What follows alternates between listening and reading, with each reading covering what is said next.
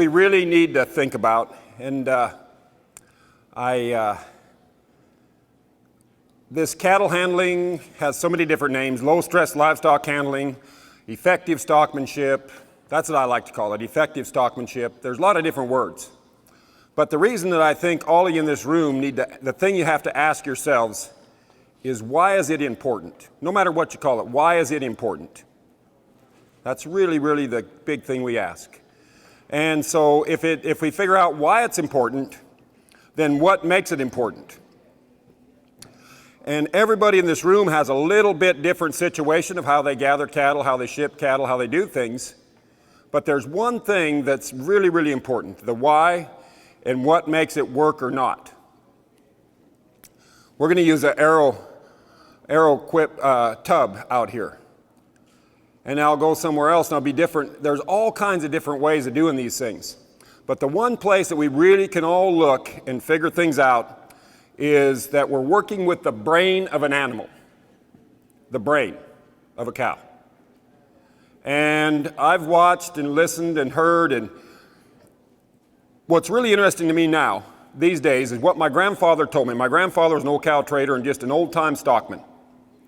And the things he told me then that he had no explanation for, didn't know why they were, now today, all these scientists are proving what my grandfather said was right, and your grandfathers and grandmothers too. And so now science is backing up common sense. And that's real important.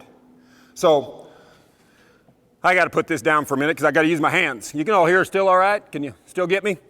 Okay, so here's kind of a cowboy explanation of what I think we're all working for. All of us in this room are working for.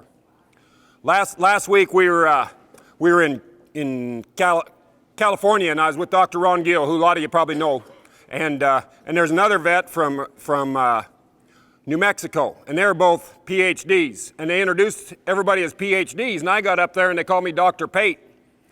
And I just bought a skid steer last week, a brand new skid steer for a ranch I'm working for.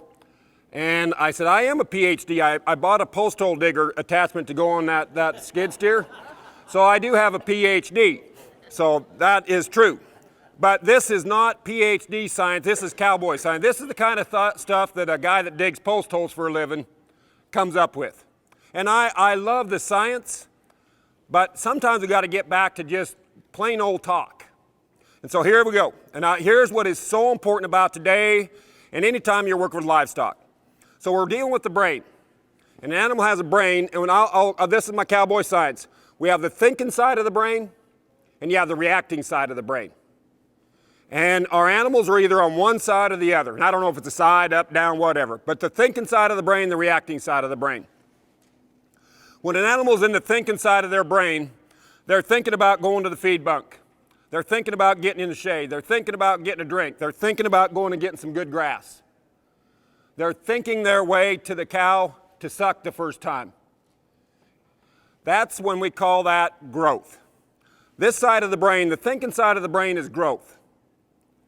And so the more time you have your animal spending on the thinking side of their brain or the growth side of their brain, the more potential you have for profit. I'm not saying you're going to have profit, you have a potential for profit. Depending on your feed, how much you paid for them at the sale barn, or the genetic quality that you have. There's a potential there if they're on the growth side or the thinking side of their brain. So my grandfather, being a cow trader, he called that, we got them on the gain. So I call the side of the brain that we want to have these cattle on, that's a gain side of the brain. Get them on the gain. And that's what a good stockman does, is keeps his cattle on the gain side of their brain, the thinking side of their brain, the growth side. The more experience you get through educational seminars like this and just trial and error and watching people that know and staying away from people that don't know, the more time you spend there, you'll learn how to keep the animal on the growth side of the brain. And that's our goal here today. The other side of the brain, this is the positive side. The negative side of the brain, that's the reacting side of the brain. The reacting side of the brain. Now, when an animal's in the reacting side of the brain, that's when a predator has come along and they think they're going to get eaten, and they don't think their way out of pressure, they react out of pressure.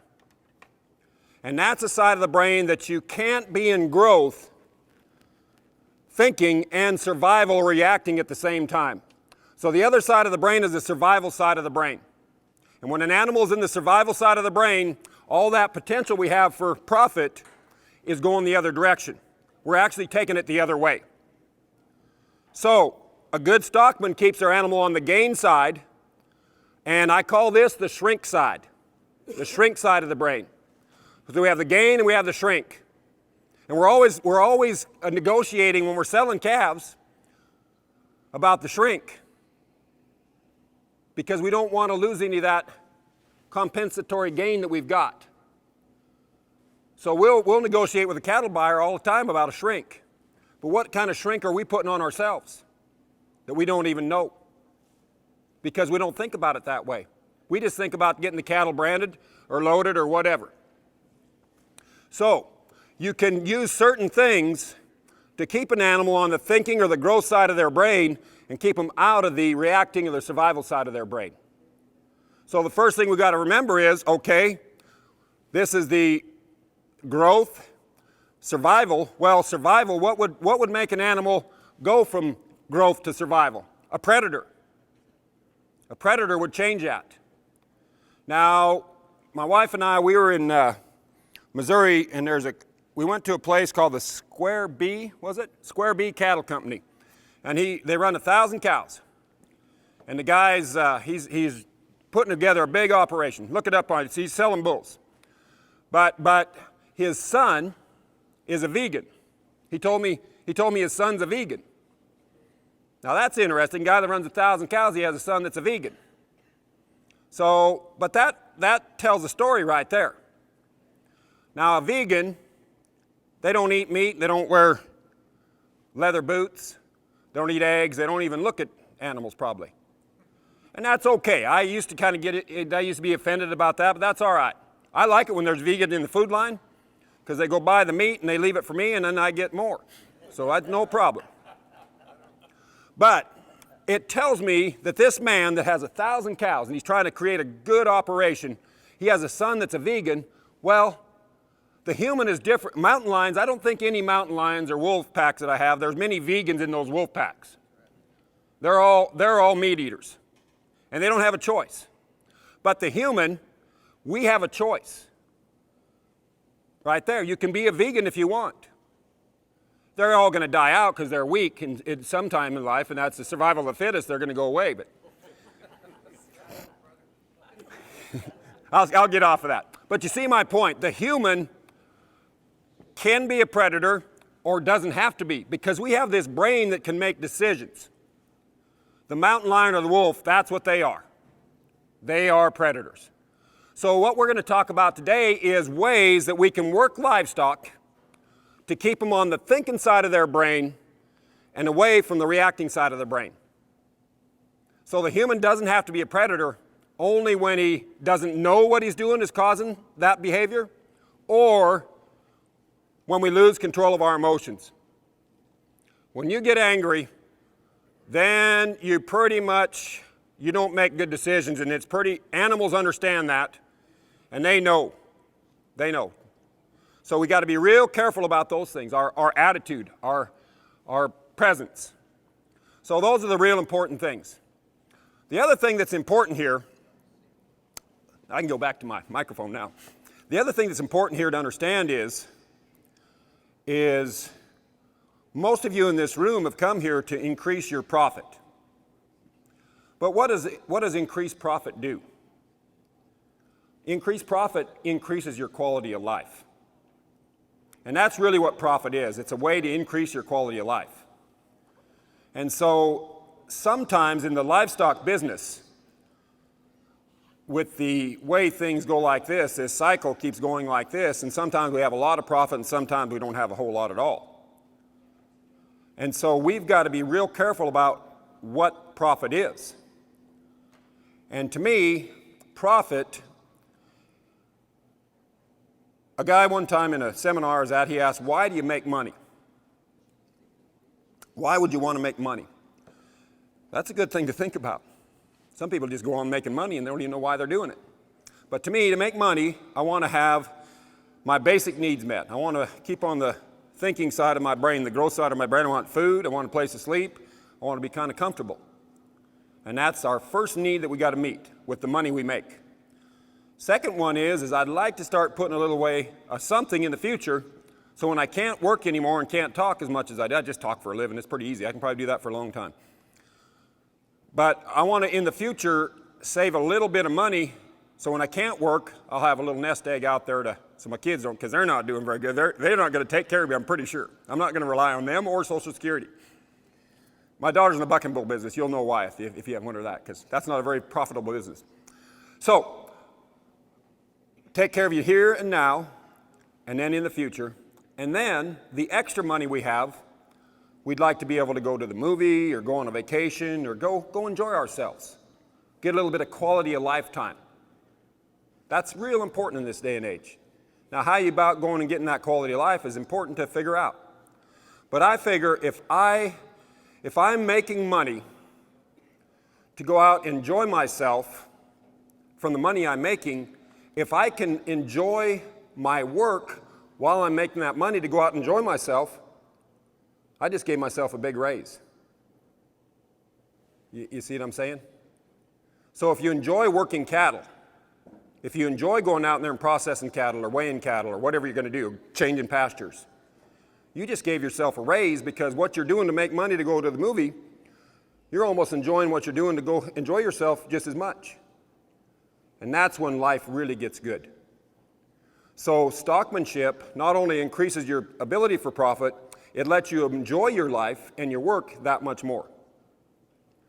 Now the thing we got to be careful with that is, you can probably tell by the way I'm dressed, I might be a little bit cowboy. A little bit. You can't tell anymore if somebody's cowboy or not by the way they dress. But I've been around cowboys all my life. And cowboys are really, really good at getting things done kind of high pressure. But a lot of them, it's real easy to take the animal from the thinking side of their brain to the survival side of their brain.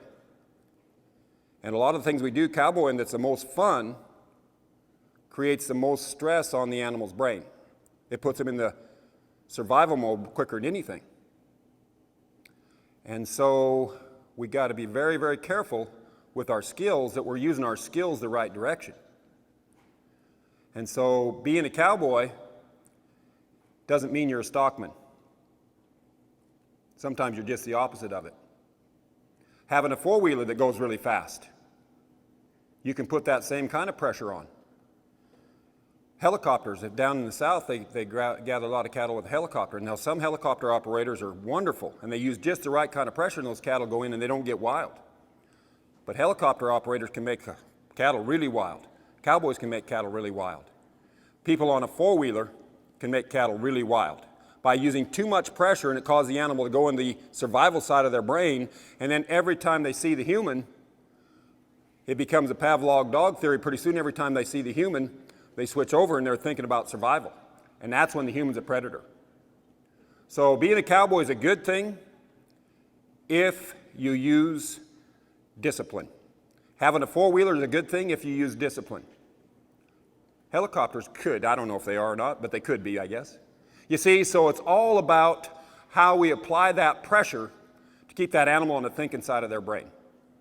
The other thing we have to understand, and I'll get out of here, the other thing we have to understand is the more athletic an animal is,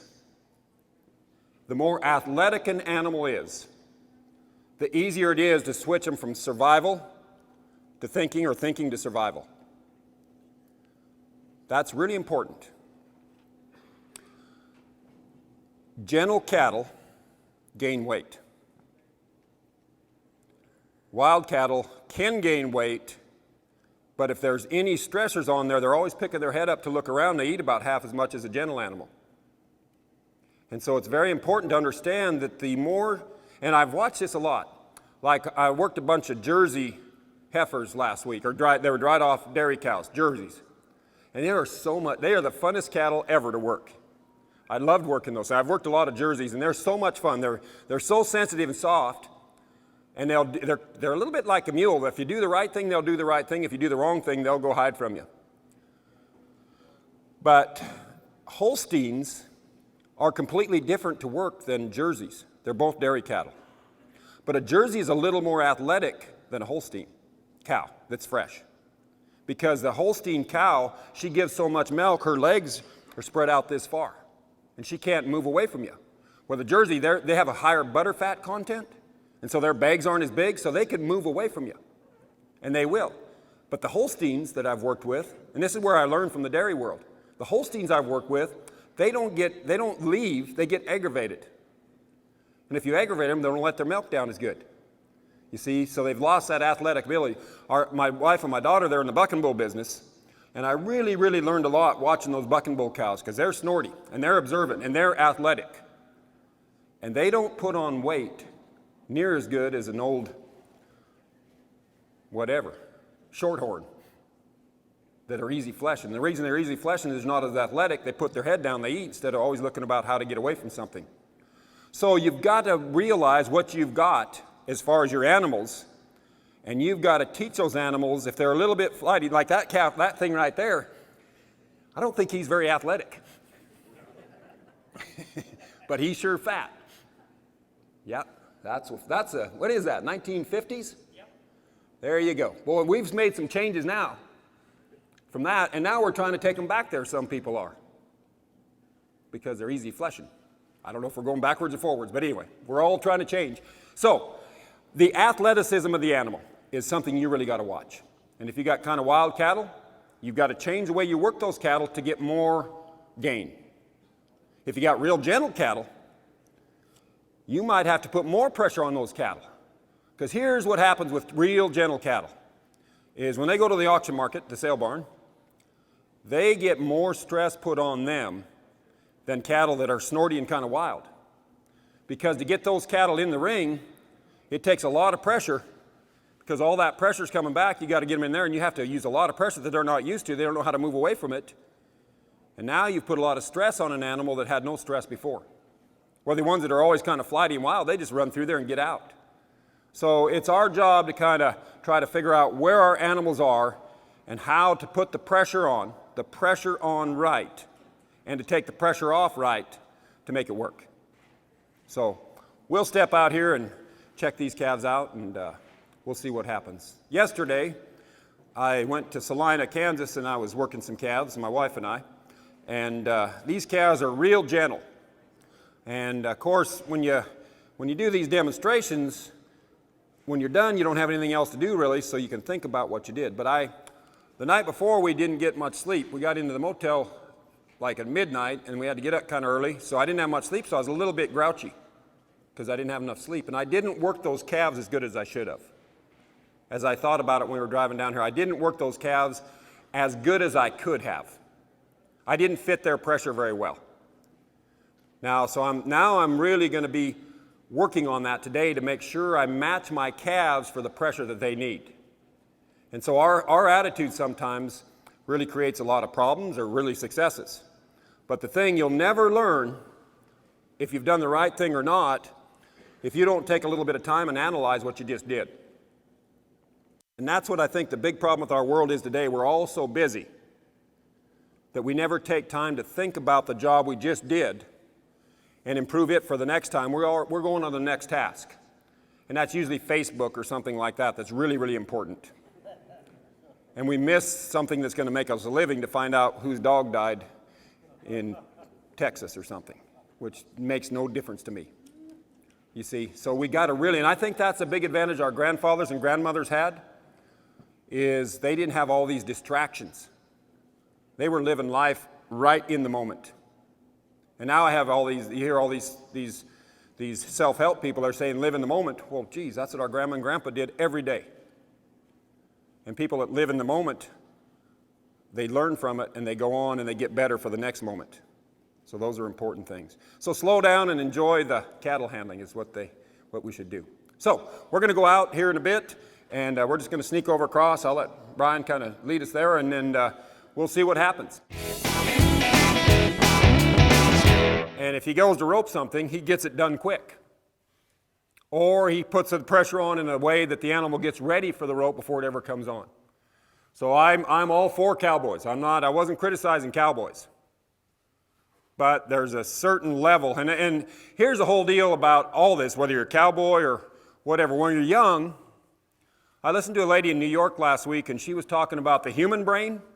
And there's a certain part, the libdom or something like that. What is that? Is it there's a spot that's the last one to develop in a human.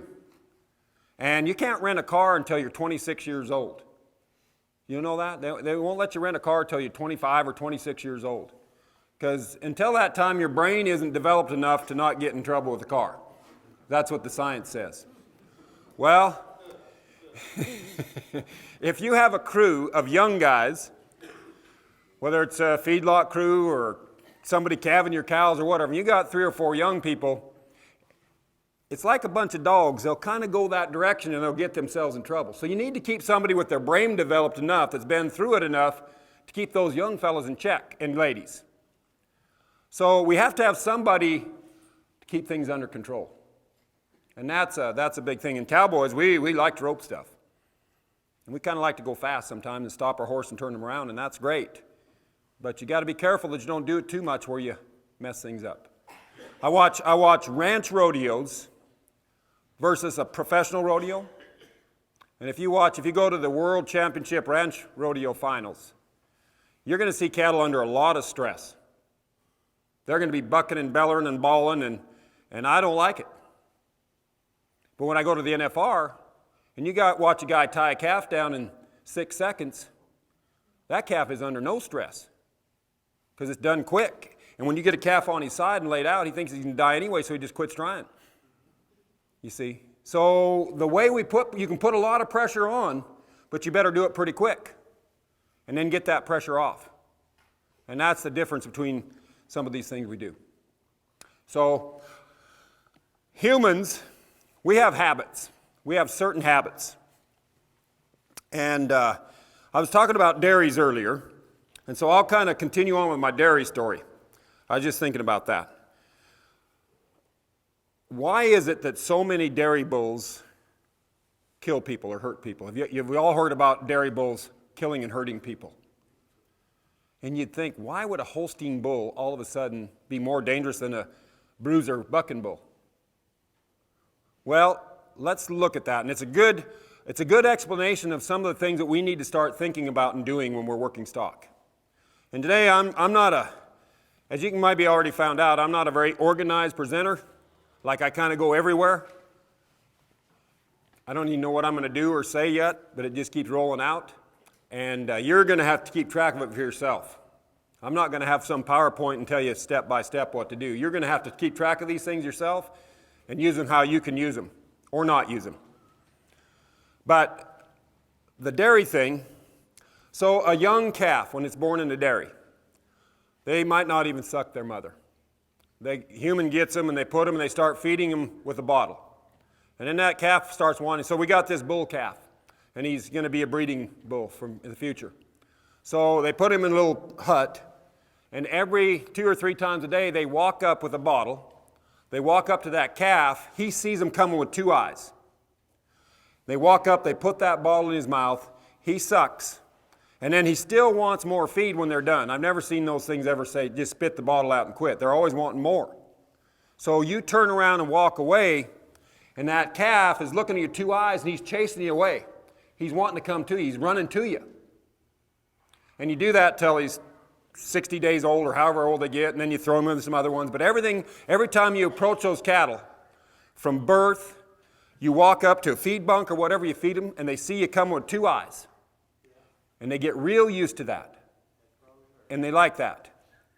And then, gotcha. So then you turn around and walk away, and they chase you off. And you do that every day of their life. And now all of a sudden, you're walking, they got a bunch of milk cows in here, and you're walking in, and that old bull comes, you pet him on the head and rub him and scratch him. Oh, isn't he nice? Isn't that fun? And then you turn around and walk off. And he follows you with his mind. All of a sudden, hormones, something kicks in. And I don't know what some of you are calving some heifers right now. When that heifer calves that first time, when she has that first calf, they go crazy. I had a bunch of heifers I calved quite a while ago, and they were so bad that I had one pick a calf up and throw it in the air. And they just kill those calves. We'd have to calve them, and we'd just pull the calf out, leave them for 2 hours.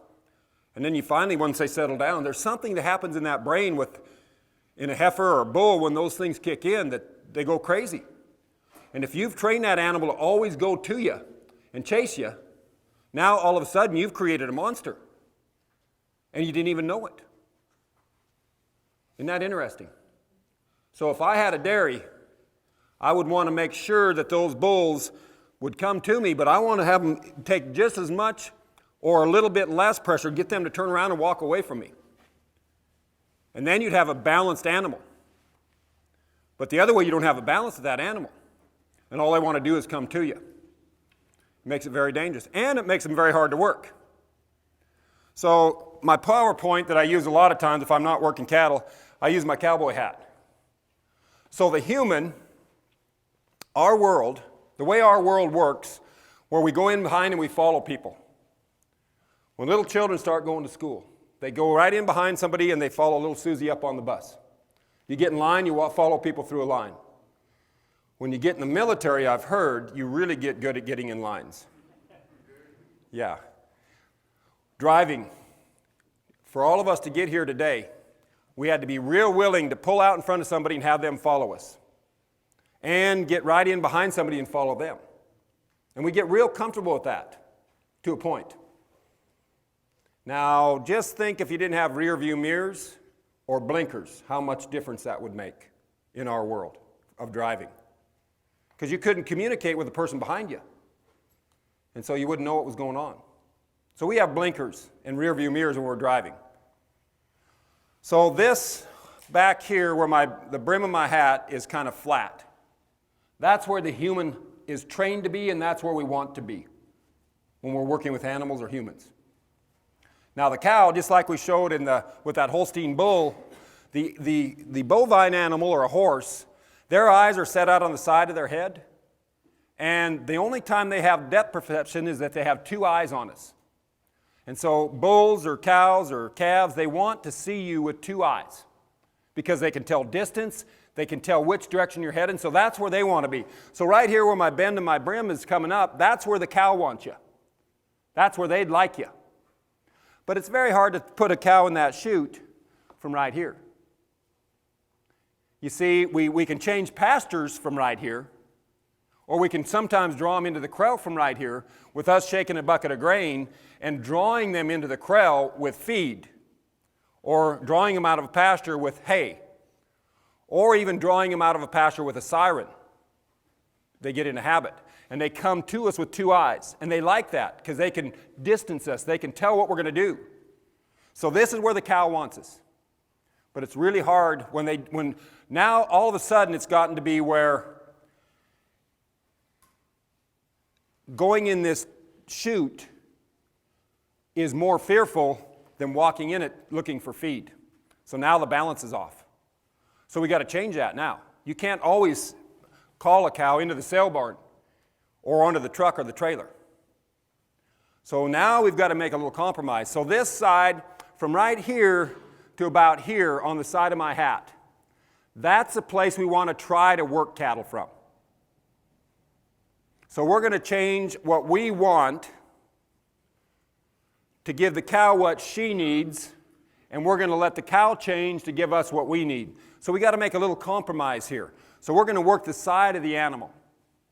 So the first thing we got to try to do when we're working cattle is try to get out of our human world and get in the cow world. And so we're going to quit always drawing cattle to us, and we're going to quit always driving them from behind, and we're going to start compromising getting on the side. Now the other thing that's important to know about that, the way that cow's eye is set out on the side of her head, her eye is different than ours. Her eye is not like the lens of that camera. The lens of the camera, I guess you have different lenses, but like I feel like the human's eye, I call it rifle vision. And I can focus in on that sign over there. And I have rifle vision, right straight forward. I can't, when I was born, I didn't have a soft spot. And when my brain was developing, that's maybe what happened to me a little bit. My brain was developing, it started putting pressure on my brain, and my eyesight was starting to come in. So with humans, our eyesight is like right about, I can see, if I'm looking straight forward, I can see my hands right there. I can see my fingers, my thumbs moving there. And that's as far, but I can see right straight ahead easy. I can read those Coca-Cola signs. So we have very rifle-like vision. A cow, she can see all the way around behind her. If she puts her head down and is grazing, she can almost see 360. But the thing is, she can't see clearly. So when she's got her head down grazing and I come up behind her on a four-wheeler, a horse, or a foot, you'll see that cow, she's gentle, she'll pick her head up, and she'll turn her head and she'll try to get one eye on you and get, what she's got to do is she's got to turn her head as much as she can to get you to the focus part of her eye. So when I'm walking up on a cow and I'm coming up their side, back here I'm real blurry. I'm real out of focus.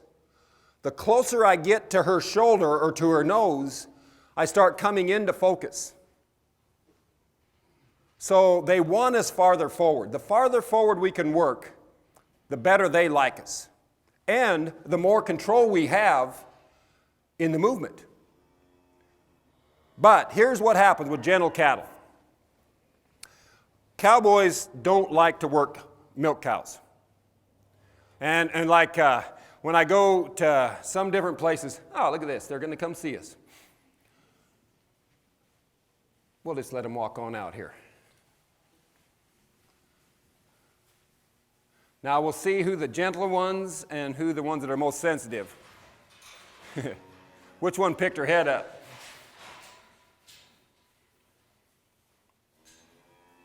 Now what do you think made them decide to come out there? That's an interesting one. I think this thing just decided to come out. So you see, but now watch, they're all going to try to look at us with two eyes. See, this is a good part of my point. They all are trying to look at somebody with two eyes. And they're picking their heads up and moving around a little bit different. They're trying to focus and see what the heck's going on out here. They've never seen this many people. So that's a good way. They just made my point for me. So now I'm going to ask them to turn around and walk away. You see this calf here, she don't want me to get behind her. See how she keeps turning to me? She doesn't want me to get behind her. But with a gentle calf like this, when you try to move her, and I want to hurry her, or she's going, and I start, so this is the cow here, and she's real gentle. And I say, hurry up, get out of here. And I start walking up her side. When I start going forward, she wants me to come in focus, so she just stops. And I kill the movement. So by paralleling movement, you're telling the gentle cattle, they're just stopping and waiting for you to get up there where you're in focus. A wilder animal like the black with the higher head, what she's going to do, if I start walking up on her, she's going to run away to get far enough away so she can turn around and look at me with two eyes. And so wilder cattle, when you start getting up to them, they try to get out and away, and that causes them to go faster. Gentle cattle, they just stop and don't go. So we got to figure out how to create a balance between the two, the slow and the fast. And the cattle have to tell you.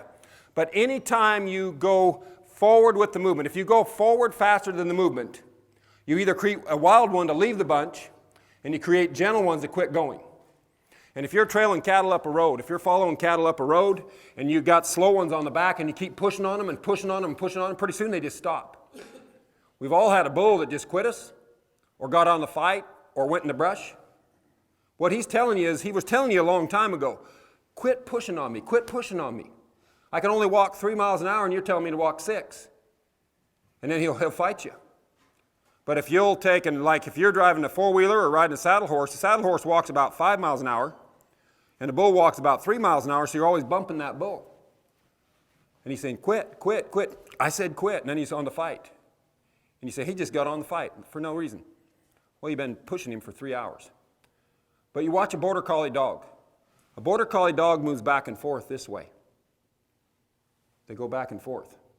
And a border collie dog walks a lot faster than some of the animals they're working, so they move back and forth to slow. They can still go as fast as they need to, but the other thing that we're doing when you do that, go back and forth, you go from the left eye to the right eye to the left eye. And that's a real important thing to understand when you're working livestock. By switching eyes, you're releasing the pressure and reapplying the pressure. And that's a release of pressure. But if you stay on the left eye and you keep pushing, you never get a release of pressure. But like when I'm here driving cattle, an animal, and I switch across and switch from his left eye to his right eye, I've just given him a release of pressure. And that's why you don't want to get stuck right behind cattle, because they never get a release of pressure. And the only way animals learn is from doing something that you tell them to do and get a reward for it by releasing the pressure. Now, there's only two ways to release pressure. The animal can release their own pressure. Like if I step in here, I'll get these guys out here. If I step in here and this red heifer, she moves forward, and I just stop and she moves forward away from me, she just took her own pressure off and she learned from that. But that's where if I turn and follow her, she didn't even get the pressure off. She got disciplined or a non-reward for doing the right thing. But if I step in here and that black heifer, she's against the corner here and she doesn't know if she wants to go over there or come here, and she's get her heads up. Now her head was from thinking, now it's gone to reacting. That's where I got to say, I'm going to back off. I'll take the pressure off you. Let you figure out what you need to do without my pressure on you, and then we'll reapply that pressure. And that's a promise I'm going to make these calves that I didn't really probably make yesterday. I probably made it, but I probably broke it. So I'll bring these guys back out here again. And now, when I go in here, I'll talk about three kinds of pressure that we use. And pressure is probably the best way to describe stockmanship or cattle handling to people that don't know how.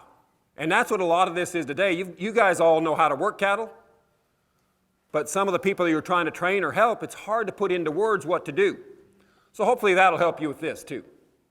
So it's not only about giving you some ideas, but giving you some ideas of how to teach other people. So I believe there's three kinds of pressure. And the first pressure I'm going to have to use is a driving pressure. And that's a pressure that we can use. That's the most effective pressure we have. Driving pressure in the proper way. The flatter my angle I move towards these cattle, the less pressure I'm putting on. The steeper my angle, the more pressure I'm putting on. So if I don't know you, and I think maybe you are somebody I met a while ago, and I'm kind of trying to get over here and get a look at you to see if I can recognize you or not, and that's not putting out so much. Actually, that's kind of drawing you to me. But if I walk right at you like this, oh, you're not that guy that didn't pay me back that time. But I was putting a lot of pressure. You think, what's this guy doing? Am I going to have to fight? What am I going to have to do? So the way you approach creates different kinds of pressure, a different kind of driving pressure. So when I step in here, my angle is going to be pretty flat. So like when I didn't just walk right to the gate, I walked over here, and that drew their mind to me. I'm trying to shrink this flight zone down at the moment. I don't know what the flight zone is or the pressure zone is, but the flatter the angle, now when I get to the gate, I'll see, now they're just starting to move. So now I'll just flatten back out. And I'll just get myself in a position where I can pressure these guys from the side if I can. So now I can create a little flow. And the first thing I'm going to do is I'm going to start, as soon as they start to go, I'm going to start working forward towards the gate. So I can keep them from all going through the gate at once, maybe. And what I'm going to try to do right now, from this moment on, I'm going to try to start moving that balance point, the point where I can get them to stop or go. I'm going to start trying to move that forward.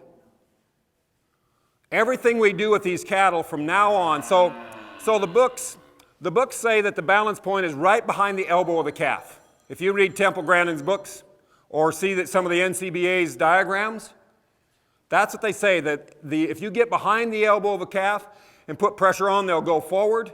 If you get in front of that spot and put pressure on, they're going to stop or turn away. Well, that's a bunch of baloney. The books don't know what they're talking about. And maybe somebody who wrote the book is here. But you see, that's true. I agree with that in this Arrowquip lead-up. That's true. Maybe. But let's have a little scenario. Say this is a set of cows and calves. And we got 10 cows and 10 calves. And we get them gathered up. We put them in a pen. And now we sort the cows and the calves. Okay, so now we take and we load these cows up, and we haul them up to where we were with our meeting, the first. And we put them in a pen there. Okay, the calves are down here bawling, in a pen, out in the open. And the cows are up there. We unload the cows. Now, we turn the cows out of the corral. Now, where is the balance point on those cows? Is it right behind the elbow or right in front of the elbow where the book says? Nope. It's a quarter of a mile down here to the calves. Where those calves are bawling, that's where the balance point. If you get in front of those cows, they're just going to go out around you and get down to these calves. So the balance point is not about the body, it's about the mind. And so what would happen if I kicked those cows out, I might be able to get them stopped. If when I opened that gate, I got in front of them and I took off running, or on a four-wheeler or on a horse, I'd get out in front of them and I'd get way out here and I'd start going back and forth and I'd start slowing them down. As soon as they stopped, I'd put the pressure on and try to drive them back to the corral. But if I just stopped in here and I just start flopping my hands, they're going to go around me. Hi, Gary. They're going to go around me and just get to their calves because I didn't change their mind. I learned that after 31 years of marriage. You got to change their mind slowly, but then once you get their mind changed, you better not talk about it. You better just put some pressure on and keep them going. And so I'd have to put those. So that's a change. Okay, so I didn't get them stopped, and they all get down here to the calves. Now where's the balance point? I don't think if they were all around these calves in a corral and I was by myself and I had 10 cows, I couldn't drive them away from the corral. I'd have to get about half of the crowd here to help me drive them away. So now the balance point is so far back here that you can't drive them away. So the balance point is always changing. But we can do a lot to help change that balance point. So when I start working these calves, what I'm going to do is I'm going to send this heifer here. Now I'll start trying to get them all in a line. As soon as I get them in a line, I'll start sending them, and I'll start working my way forward. As soon as I get some of them, see, I'm going to start moving the balance point forward on this heifer here. If I get here, now I can start her and get her to go forward from right here. But I got to let her go by me and get comfortable going by me. If I scare her every time she goes by me, pretty soon she won't even go by me. So that's my driving pressure. So the other thing is the National Cattlemen's Beef Association. We've talked about the Stockmanship and Stewardship program that's bringing me here. But the Stockmanship Stewardship program is a part of BQA, Beef Quality Assurance. And BQA is really, really important. And if you're not certified, please get serious and get certified. Take the test online or wherever you need to. But the thing that BQA started with, and the reason it started, was because we were given too many shots in the butt, in the hindquarters and not in the neck. And so we've done a big, big push in the last 15 years to change that, and it's really worked good. Well, if giving a shot in the butt is bad, maybe putting pressure in the butt is bad too. So what I've done with my stockmanship, I'm going to go ahead and let these guys out, and I'll just work this red heifer for a second. Now right here, I'll just try to use as little pressure as I can. I'm going to try not to turn these guys back, and I'm going to have them look at the gate if they will. Look at the gate. Open the gate with the float. And now I can step right here, and I should be able to send these guys through my gate. You guys will help me anyway. I'll send her, and now I'll just move forward. See, I wouldn't be able to make a sort here if I was at the back of the herd, where we all want to be. We all want to be in the back driving these cattle. I can stay right here. I can keep this red heifer from going. I can let the black baldy to go by. And now I'll just leave her out here. And here I'll have her, I want her just to kind of take a look at me. She's looking at her buddies. But if I just walked around behind those cattle and tried to drive them out of there, I wouldn't have been able to sort her off. But the thing that's going to help me, has helped me more than anything else, is instead of me putting my pressure right here to drive this heifer, I put my pressure right up here in the triangle, right in that triangle where you'd give a shot. Even when I'm behind the animal, I'm right up here. I'm going to put pressure right on her, behind her ear. Now she'll move away from me here in a minute. There, and I'll let her move away.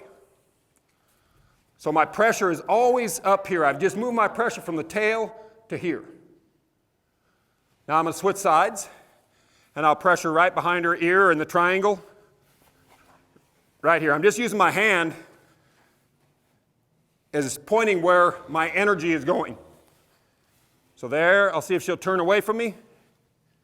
Turn away. As soon as she turns away, I'll give her a reward. I'll just step back. Now out here, I'll have to stop her with both eyes. Stop your feet. Good. And watch how she puts her feet down. Watch this there. She'll stay there for a second. She put her foot down soft. So it kind of tells me that she's going to stay there. She's about ready to leave again. She's going to pick up her left foot if she goes. Maybe I'm not always right.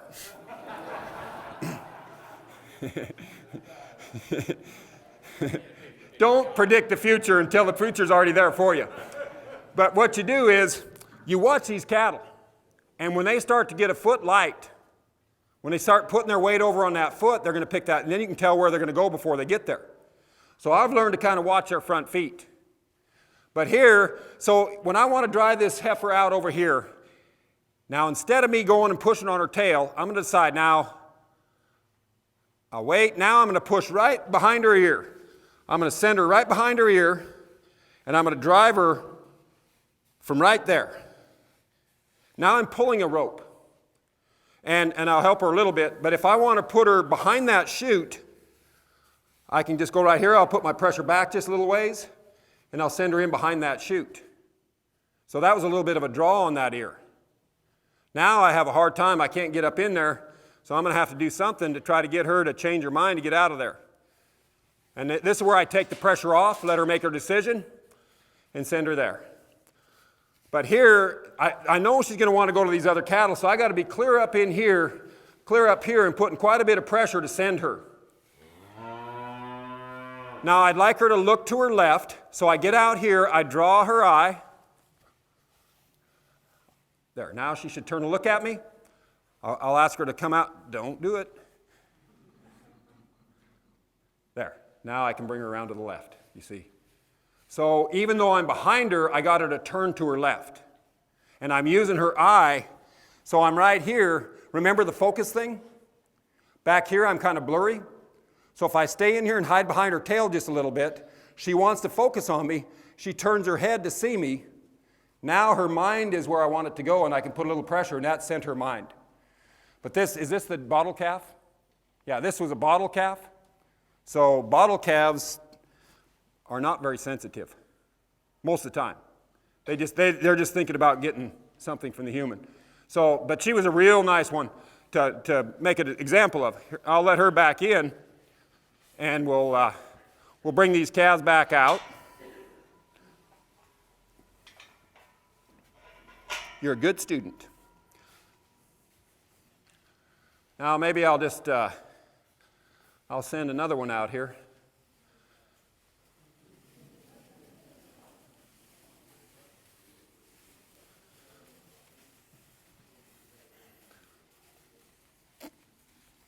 Okay, now that I'm driving these cattle. I'm driving them out here. Now I'm going to change from a drive to a draw.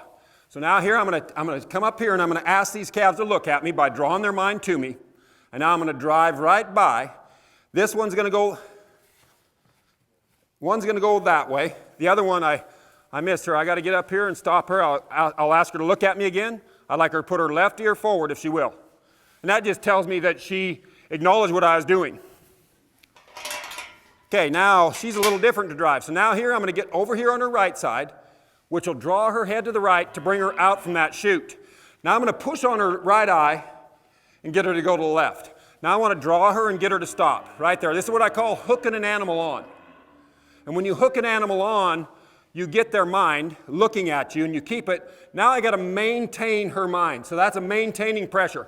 If I don't stay busy enough here and do enough, she's going to quit me and go to her buddy that's calling for her.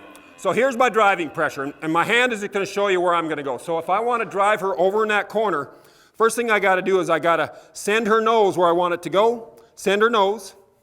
Good. And now I'll just try to keep her nose pointed into that corner. So here I gotta stop, get her thinking again, pressure her nose, good. Now she's heading right where I want her to go, so I don't do anything. Now I'll just change her mind again. I'm gonna see if she'll switch eyes. So this heifer, she doesn't like to switch eyes. See, she's got me on the right eye. There, she made it. Now I want her to switch from her left eye to the right eye. See, she turns away from me easier. This eye, switching across, it's easy for her. From the left eye to the right eye, there she made it. And you'll see different calves that you're trying to sort and work. They don't want to switch across as easy that way. Here, I'll draw her eye to me again. So here's my drawing pressure. I'll see if I can put her behind the chute, over in that corner. So the farther forward I can be, the better off I'm going to be. I'll send her head across. I'm just going to try to point her nose into that corner. I'm late.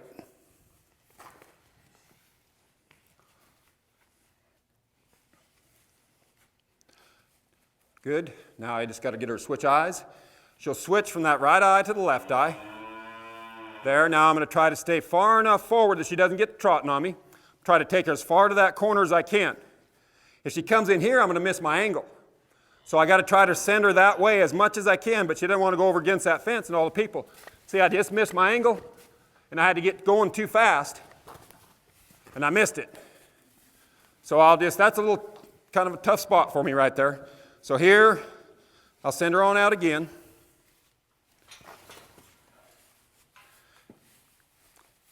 And maybe I won't go as far up there this time. I'll see if I can get her to look to her left. So I'm pushing on her right eye. Good. Now I got to see if I can just get her closer to that fence line. There, that was real good. And I'll just let her think about that for a moment.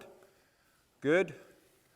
Good. Now find the hole. She's already made it by me once here. So that's all right. I have to get far enough back to keep her moving, and that gives her a spot to come out there. But what I got to do now, I'm going to get her really good at getting by me if I'm not careful. So here it's kind of like I'm driving a team or a single horse. I'll just send, bring her on out. Now right here, before she gets a chance to change her mind, I'll try this. Try to bring her right on around that corner. There, now I got a little better advantage. I'll send, step right here, good. I just had to get my little chess game set up to try to get her to, but I didn't make her go in there. She kind of decided to go in there. So that's, so when we're trying to sort one animal off and understanding working one animal, that's a good way to start. So if you got somebody, if you have somebody that you're trying to teach to work a cow, get a real gentle animal like this and say, go put this thing in that corner over there. And they'll learn how to drive that animal, and they'll make mistakes like I did here, if they're mistakes. But they'll learn a lot from it. And you figure it out. When you're working in a feedlot situation, when you have to pull one animal out of a feedlot pen, that is about as good an animal training as you can get, I feel. Because you got to keep the animals walking slow, got to keep them calm, because there's people watching you. And it's an easy place to really figure out how to work slow and precise. So that's real important. Okay. Now, we'll start talk about a little bit about working a group of animals.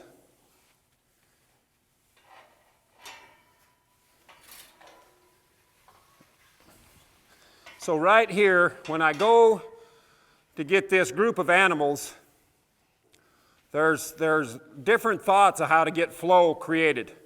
But to me, when all these animals are all pointed the same direction, right now, well, we got one backwards, but that's all right. They'll turn him around. Now that they're all pointed one direction, now I can step in and put some pressure in the right spot and get these animals to flow with no pressure at all. So when we're working cattle, a herd, a group, and we're trying to drive those animals, let's look at what happens when we call animals. When you move cattle with a round bale or a bucket of grain, or do you call it sucking them here? What do you call it is it sucking cattle? What happens is one cow or several cows hear that noise and they turn and they look with both eyes and they are drawn to it. And then that turns and draws more. And that draws more, and pretty soon you got this movement towards what you're doing that creates its own movement. The same thing happens when you wean calves. When you wean a bunch of calves and you put them in a pen, they walk the fences. And that what they're doing is they're walking the fences to see where they can find a hole or trying to find their mama. That's what I think they're doing anyway. They're nervous. They don't know what to do. So they start walking the fences. So the longhorn looking thing, she takes off and starts walking. Well, I think it's going to be that one right there, the big black heifer. She takes off walking. Now you see what happened right there? Everybody followed her. The black one drew them, the rest are following. So you kick a bunch of calves out, and that black one starts around there, and we'll say the longhorn comes in behind her. Now the black one, she makes about 3 laps. And we got all those calves following her, and she said, man, I can't find a hole out of here. I can't find my mama. I'd like to go get some feed and some water, but this guy behind me is pushing me, and I can't stop. So he keeps walking. Well, the one right behind him says, that crazy bugger in front of me, I'd sure like to stop, but she must know where she's going. I'm going to keep following her. And so this one is drawing, this one's pushing, and you have that going through your whole herd. And you got this push-pull motion that creates its own energy, creates its own flow. So movement creates movement. And when animals are head to tail, they really move out nicely. And it doesn't take anything to keep that going. Driving cattle in brush. If you have that kind of movement going, it's easy to keep cattle going. But if they don't have that movement where you have a leader and a follower and a pusher and a drawer, you know it's like pushing a rope trying to push cattle through brush. They're going everywhere. And that's the kind of movement we got to try to get our cattle trained to and use when we're trying to move cattle in different spots. So when I step in here to this pen, that's why I don't walk around behind cattle. Because when you walk around behind cattle, they all want to turn and look at you because they want to see you with 2 eyes. And then you've got to change all that, and it's really, really hard to get them all straightened out from behind. But if you're on their side, you can get them straightened out and get them moving, and you can create that flow from the side that creates a movement that creates more movement. And then cattle trail or move into the corral much easier and much better. I went to Mexico. I go to Mexico a lot. I really like going to Mexico. And their feedlot business there is incredible how good they are. The first time I went down to Mexico, I thought, man, this is going to be bed springs and like it used to be around here, and the feedlots are going to be, they are so advanced and so good. But I went to this feed yard on the border. I go to several of them down in the jungle areas, but this one was right on the border of California and Mexico. And they fed a lot of Holsteins. And so it's a 140,000 head feed yard, and they have a slaughterhouse and everything in it. And so we're driving around, we're going to processing areas, working in tubs, we're working in bud boxes, we're working in all these different things. We keep driving by the Holsteins. And we're getting along good, and I do some horse stuff with them, and it's just great. I'm really liking it, loving it. But they keep driving by the Holsteins. So the very last day, about the last 2 hours, they said, well, now we're going to give you the real challenge. The Holsteins. And I'm like, what? And in Mexico, they don't castrate their beef animals. So we were working with 120,000 head of bulls. And Brahman bulls, zebus. So they're kind of snorty things, but they're not. They're gentle. But they were great to work. And they said the trouble is going to be, and the Holsteins are steers because they come from different dairies. So I said, okay, well, let's go. I'll see. I don't know if I can do anything, but we'll see. And they said the big problem with these Holsteins is they have government people come in, and they walk in the pen, and the Holsteins run them out of the pen. And I thought, okay, that's an easy, understandable. Holsteins like to play. And if you don't have a presence, when you walk in a pen of Holsteins, they will chase you out of there. So I said, well, here's how I'd walk through. So there's, a couple hundred in this pen. I just stepped there. I kind of had my chest bowed out, and I was walking through there, and they knew I had a lot of presence, and they stepped away from me. They didn't do anything. And then I said, they said, we can't get them out of the pen. Our guys go in there, and they can't get them out of the pen. They get 15 guys, and they can't get them out of the pen. I said, I'll try. So we were back here. I walked in the pen. I walked over to the gate, opened the gate, stepped back, and the whole pen went out. What they were doing is they would go in, open the gate, walk around behind the cattle, try to shove them out, and they want to look at them with two eyes because they've been fed with a bottle for their whole life, and they couldn't drive them. So all I did is stayed at the gate and drew them by me, and I created a flow that you couldn't stop. It wasn't hard, it was just changing what I did. You see, so creating that desire to move and flow and push each other is really, really important. So driving cattle is really more about teaching cattle to draw. You're the one that sets it up, and then they just draw themselves out. So here, now I don't have to go down very far. And these guys are learning to go ahead and leave me and go. Oh, Blackie's even getting where she kind of likes me. I'll just get her to, she doesn't like it there. Now she's going to make her. And it doesn't take much at all. I just have to move back and forth on my feet. All I have to do is move just enough to get the black heifer to turn and walk away. And now I got my flow started. I just got to keep sending these back calves to bump those calves up at the gate. So I'll bump, they'll bump those calves through. I'll step over here, I'll bump. That'll just create just enough movement where the black heifer can turn and walk away from me. And she'll push these other calves through the gate. Good, now the red calf should follow. See, they drew the red calf. The red calf, she's the one that waits for somebody to draw her. The black calf, she's the one that pushed. So that's a great dynamic to try to figure out. Get that drawing, pushing movement going.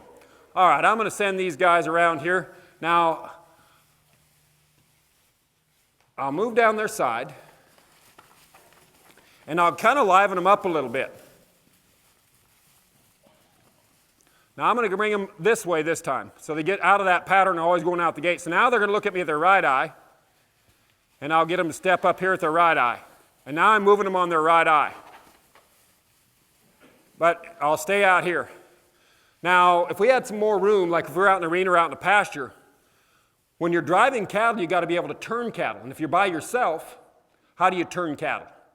Well, if I got this little set of cattle and I'm driving them straight, if I want them to go straight, we're quite a ways removed. She'll go straight. We're quite a ways removed from the workhorse days, but some of you, I'm sure, have been around some teams of horses. And a team, I'm breaking a team to drive, and I'm really trying to get this stuff figured out. But a team of horses, what you want to do is you want them to get them to pulling straight and even. So if you have 2 horses or 4 horses, they got to be straight. That means pulling straight and pulling even. Or you don't have a team, you have one horse doing the pulling and one horse not. So straight and even is real important. And that's what keeps them pulling straight. So to turn a team, if you have 4 horses or 2, if you want to turn to the right, you slow down the right-hand side, you speed up the left-hand side, and that makes a turn. If you want to turn to the right or to the left, you slow down the left side, speed up the right, and that causes your horses to turn to the left. And so driving cattle, you can do the same thing. If you're driving cattle, you got 6 or 10 or 50. If you'll speed up the right side just a little bit and slow down the left side, that makes a nice turn. And then as soon as they make the turn around, you speed up this side and it straightens itself out. So moving cattle from the back, you're still on the side, but you're controlling the speed of the animals to create your turns or not. But you have to have cattle that are kind of not wanting to run off from you. If they're all wanting to just stampede and run away, you don't have any control. And that's what happens when you're driving a team too. That's why I haven't hooked my horses up to a wagon yet, because I'm afraid they're going to stampede on me. So when you're driving these cattle, the closer you are, the more close the flight zone or the pressure zone is, the more chance you have of creating flow. But like this calf, she's got to go. And so here, if I want them to go to the left side, I can just speed up this side, speed these guys up, and that would make my left hand turn. If I want to come out, like if I'm coming in and I want these cattle to come out of a corner here, like right here, if I want these cattle to come out on their right eye, I'll set it up where this black heifer looks at me. She comes around here and looks at me. Now she's set. I'll speed these guys up behind here, straighten her right out, and now I'm controlling the front. I can just step back here and she'll draw them on in. So there, the front. As soon as the front goes, I step back, and that drew that heifer right there forward. I'll send again. I'll send the front. I'll step back, and that draws this heifer forward. So when you're in a corral or a corner like this, you can start one. I'll start this heifer forward. I'll push in. As soon as I draw back, that sucks those right in forward through there. So that's a good way to get cattle started. Really good. Okay, now I think we're starting to get enough control of these guys to where I can start. And so I haven't been just talking here. I've been trying to get these cattle to where they kind of follow my feel. So here, I'll set them back here, and now here's my draw. I'm going to draw this black heifer to look at me, but I want the big black heifer to go out. I want her to stay, but I'll let her come on forward. I'll see if I can get her to step forward. I'd like the red heifer to come out, but she's just plumb happy to stand there and do nothing. My grandpa I used to work with my grandpa a lot when I was a kid, and he'd say, "Don't just stand there like you're being milked, do something." And that's what I'm telling her, would you please do something? But see, if I step there, now I can step in and get this red heifer. I can get her, now I'm too late. Now I got to slow, now watch what happens here. They're all going to turn to look at me, and that slows their feet down. Good, now my red heifer's working her way up, and I'll see if I can just get in here and get her to step through the gate, but not turn all these back. Okay, now I don't want the black heifer, these two black heifers. I'm going to see if I can just get her to kind of back up like that. I'm just asking her to back up, back up. Now I want the longhorn, I'll call her, heifer to come in. So I'll ask her to step on through. Now I'll draw forward again. I don't want them to come through though. Please don't run over me. And I'll send her right on back to the back of the pack. Try to get her to go right to the back of the pack, nice and easy. Now I'll see if I can step this heifer through. I don't want her to go. I'm late. I'll just let her go. That's all right. I'll wait.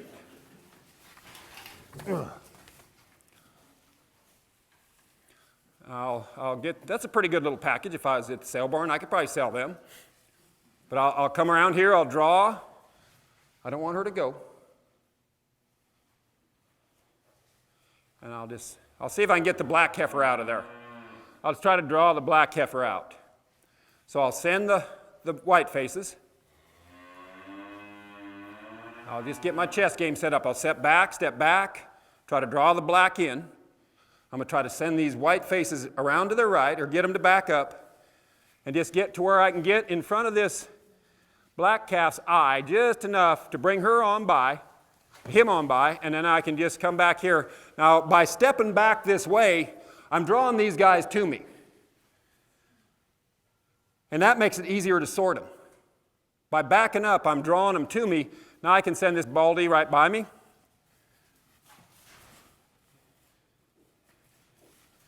See, this is what's really interesting, why it's really hard to work cattle with different flight zones or different pressure zones. I got to work around here just enough to get where I'll get way up here, and I'll try to get, now maybe I'll work him on his right eye, her on her right eye.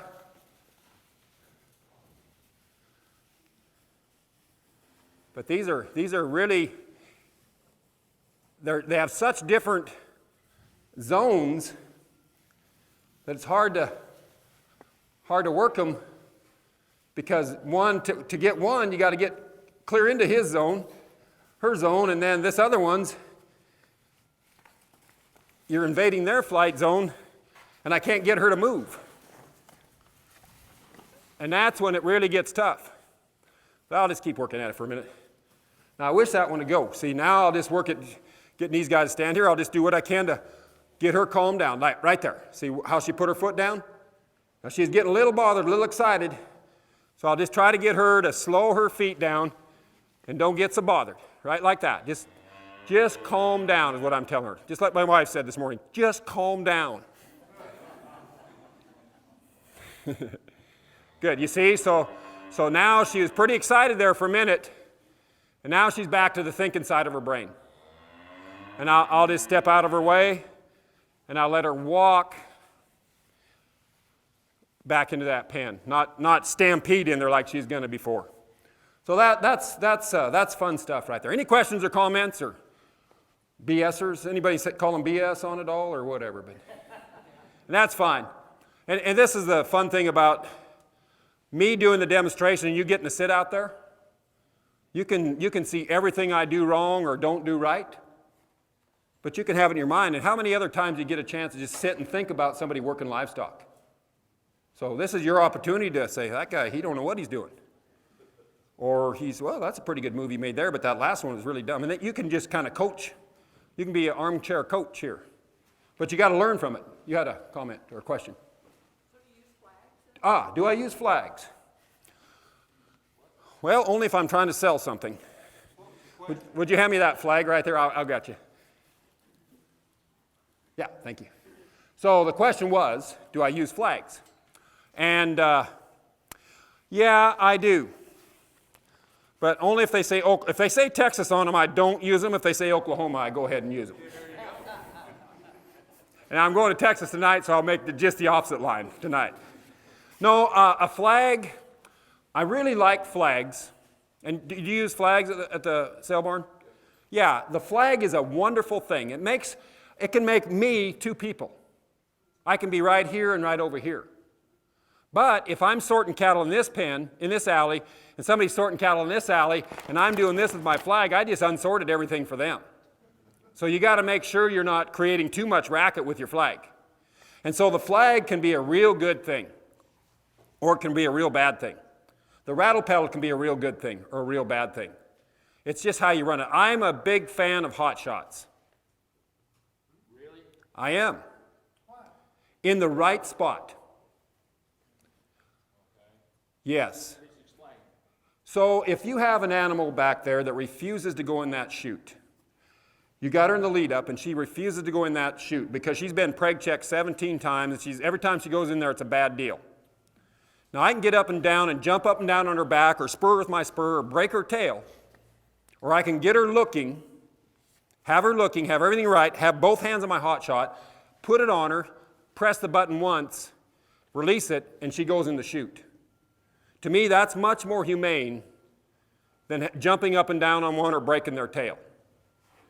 But for somebody just to take a hot shot and just stick it on one and have no idea, that's fighting grounds for me. So there's a right way and a wrong way to use it. Exactly. There's a right and a wrong way to use this flag. There's a right and a wrong way to use that rattle paddle. There's a right and a wrong way to use everything. And sometimes to not have a hot shot, I think, is more inhumane than to have one and use it properly. And that'll probably get me in trouble, but I don't care. That's the way I feel. Yes, sir. Loading cattle, if you don't have a good loading chute, just with your trailer, how do you get them to jump in there? Well, we're going to try to do it here in a little bit. We're going to try to load these guys up. But, I mean, if you bolt and touch that door, yeah. And they have to jump up. And they have to jump up. Yeah. How do you train them, or how do you get them where they jump up? Well, that's a very good question. Everybody hear the question? How do you get cattle to go up into a trailer? Now, how do you get cattle to go up in this chute? How do you get cattle? The more cattle you have, a human can only apply so much pressure.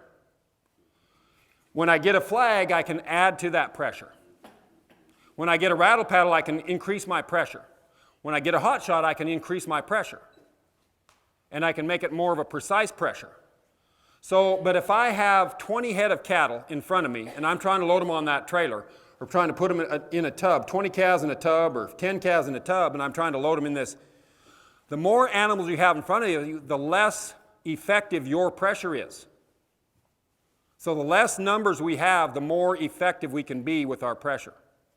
So if I'm trying to load calves in a trailer, if I've got a trailer that'll hold 20 calves, if I've got 3 cuts in it, if I separated those out to 7 calves, 7 and 6, then I would have a much better chance of putting 7 calves to get them to jump up on that deal than having all 20 here in front of me. because I'm too far right here. I'm clear away from the thing that's putting the pressure back. And I can't get to it, so I have to put all kinds of pressure on these calves here. And then they panic. And sometimes they'll jump over the top and get the other ones a load, but it creates a lot of panic.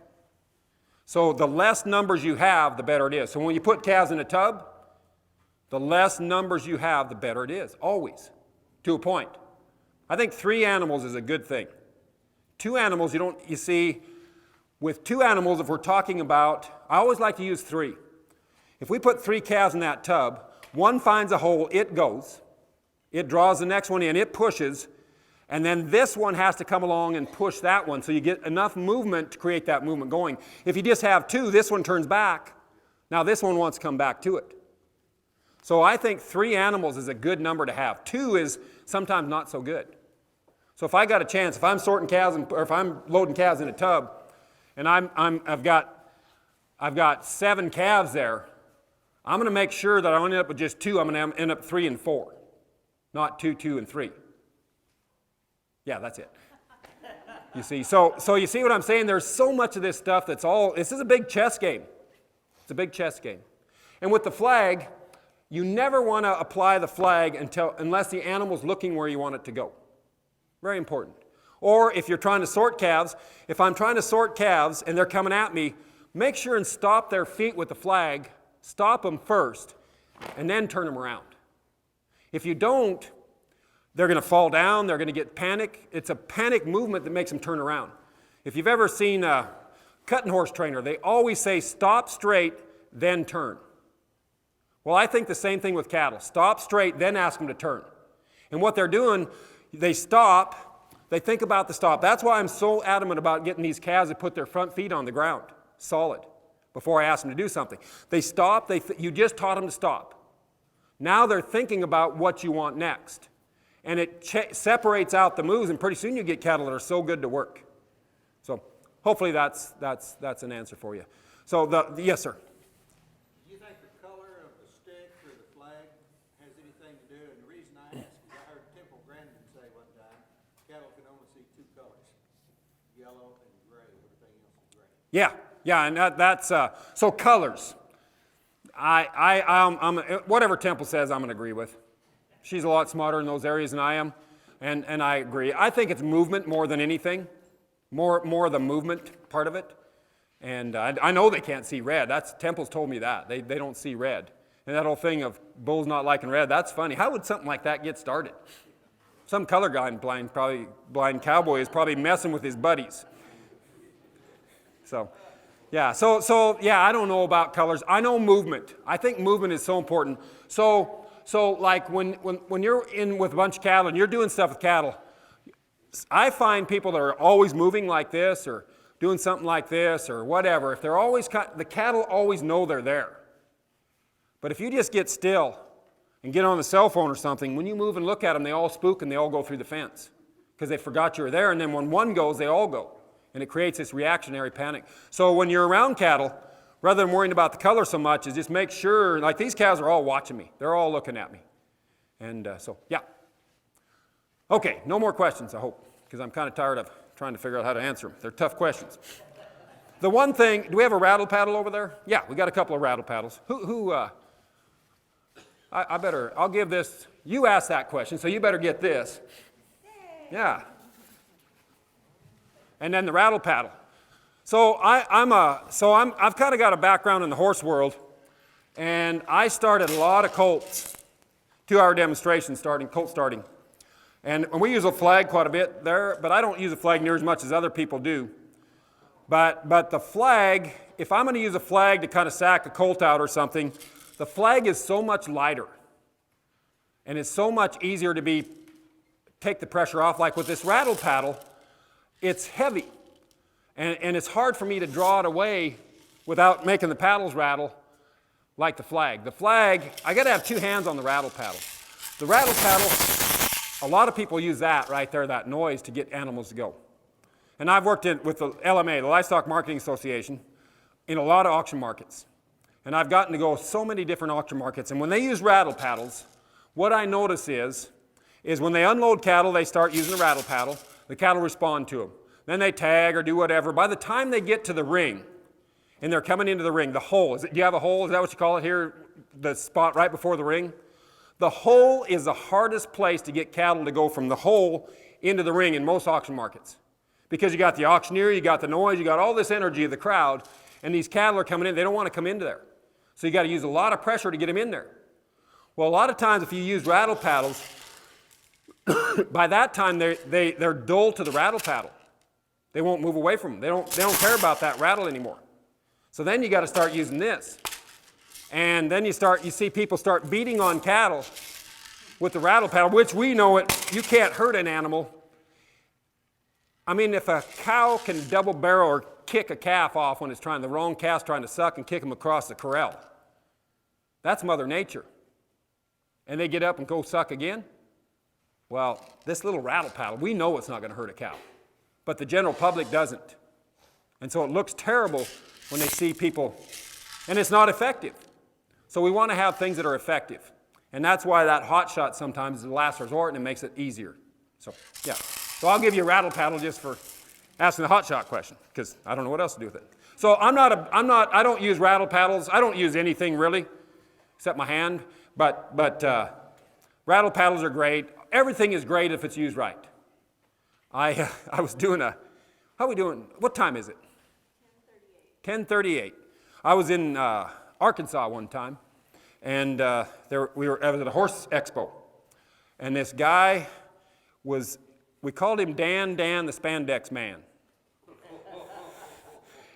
and the reason we called him that is there's a horseman by the name of Ray Hunt that was the guy that really started a lot of horsemanship, and this guy he went to Ray Hunt Clinic somewhere, and he got to be.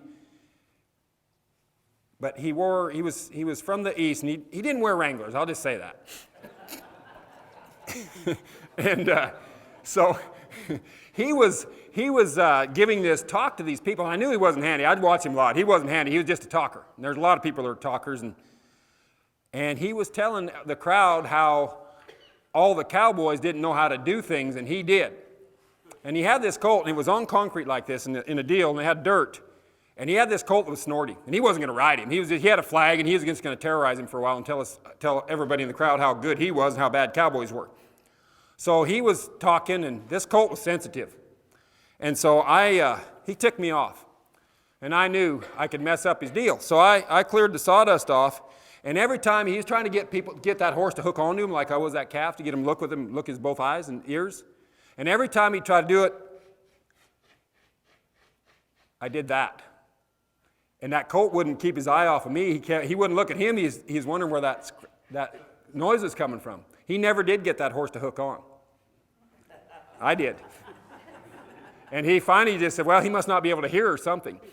But so whatever you want to do, you can use whatever kind of pressure you want. If you use it right and at the right time, it'll work. Sometimes. Like a lot of things I'm trying to do with some of these calves, it's not working. So I shouldn't do it. But yesterday it worked on some of those calves. So the sensitivity of the feel of the calves, you've got to feel that. If you, that's the great thing about four-wheelers. When you jump on a four-wheeler, every day it's going to be the same. But when you jump on a horse, they're always different. So you got to figure out what your horse's mood is in today. If he's wanting to buck you off today, you better ride him a little bit different. But the four-wheeler, it's the same. But these cattle are always changing. We've got to figure out that's the hardest part about working in the auction market, the sale barn. One load of cattle that comes on, they're gentle pen calves. The next pen might be a bunch of bucking bulls that are going to eat your lunch. And if those calves don't know how to turn around and walk away from you, it's going to be a very tough job for you guys. And when I'm in the West, like when I go to Miles City, I did a demonstration for the sale barn in Miles City, Montana. And he said, would you please get these, and this is big range country. Miles City, that's where the Texans went, and that's where all the wild cattle in the country went, Miles City. And they're big range cattle. And when they get them in the sale barn, they can't stop them. And so they can't sort. If you can't stop cattle, it's pretty hard to sort. And so they said, please concentrate on getting these guys to get their cattle with a stop and hold up. Now, so I figured out there, now when you go back east, their cattle won't go. So gentle cattle don't go Wild cattle won't stop. And both of them are hard to work. And we need to have cattle that are balanced in the middle. And so that's what we're working for. Working cattle in an alley. We don't really have an alley here, but if I'm bringing cattle up an alley, our human tendency is to get right in the middle of the alley and try to get them to go because we don't want them coming back by us. And that's where we would get in, if we were driving a car, we'd get right in behind somebody. But what that does, when you get in the middle of the alley, it actually slows your movement down. Because when you're taking cattle up the alley, they start looking back at you. They turn their head to look back at you, and their feet, when an animal starts turning their head, their feet slow down. So when you're in an alley, if you have a flag or a rattle paddle, you can get it up above and do this, and that'll help. Or you can go back and forth on this alley like this, like a border collie dog would. And I'm just going at 45-degree angles or whatever, and I walk up the alley, and the cattle see you, you're switching eyes, and it creates that movement forward. If my wife and I are working together and we're going down the alley, horseback or on foot, I would be right against this panel, she'd be against the other side, and that would be turning the cattle's head to the inside, which would create that flow. If you're horseback back here, you're up above their hips, and you can look at your lead cow and still create movement forward. So it's not quite as important when you're horseback. When you're horseback, you're a little bit higher up above, and the cattle can see up over their hip bones, and it makes it easier for them to flow. So, and that'll bring us to the other point. Horses on foot, a four-wheeler, whatever. Whatever works for you, whatever you're most comfortable and confident with. But Ron Gill, who's been here before, Ron Gill and I, we were in South Carolina a couple weeks ago, and we worked cattle. We had 3 different sessions. So we worked horseback, we worked afoot, and the last session we worked with this side-by-side. UTB, is that what they call them? Side-by-side. We couldn't get anything done with that thing. What we would have to do is we would have to make circles and do all this stuff, and then get off and try to get the cattle in the corral by getting off the machine. Now, on foot and horseback, and I was riding kind of a young horse, I think. Yeah, I rode a colt. I bucked the guy off that morning. I said, bring him, I'll ride him, and I was riding a colt, so it worked out. And I could get it done better on that colt that only had about 4 rides than that UTB or V or whatever it is. And I tried hard, too. I really wanted it to work. Now, a four-wheeler's a little bit better because you can turn a four-wheeler quicker than those other ones, but they're dangerous. They're very dangerous. So what I found when we lived in Texas, I had a friend, Johnny Scott, who was our cowboy church, and he was in a wheelchair, and I'd go help him.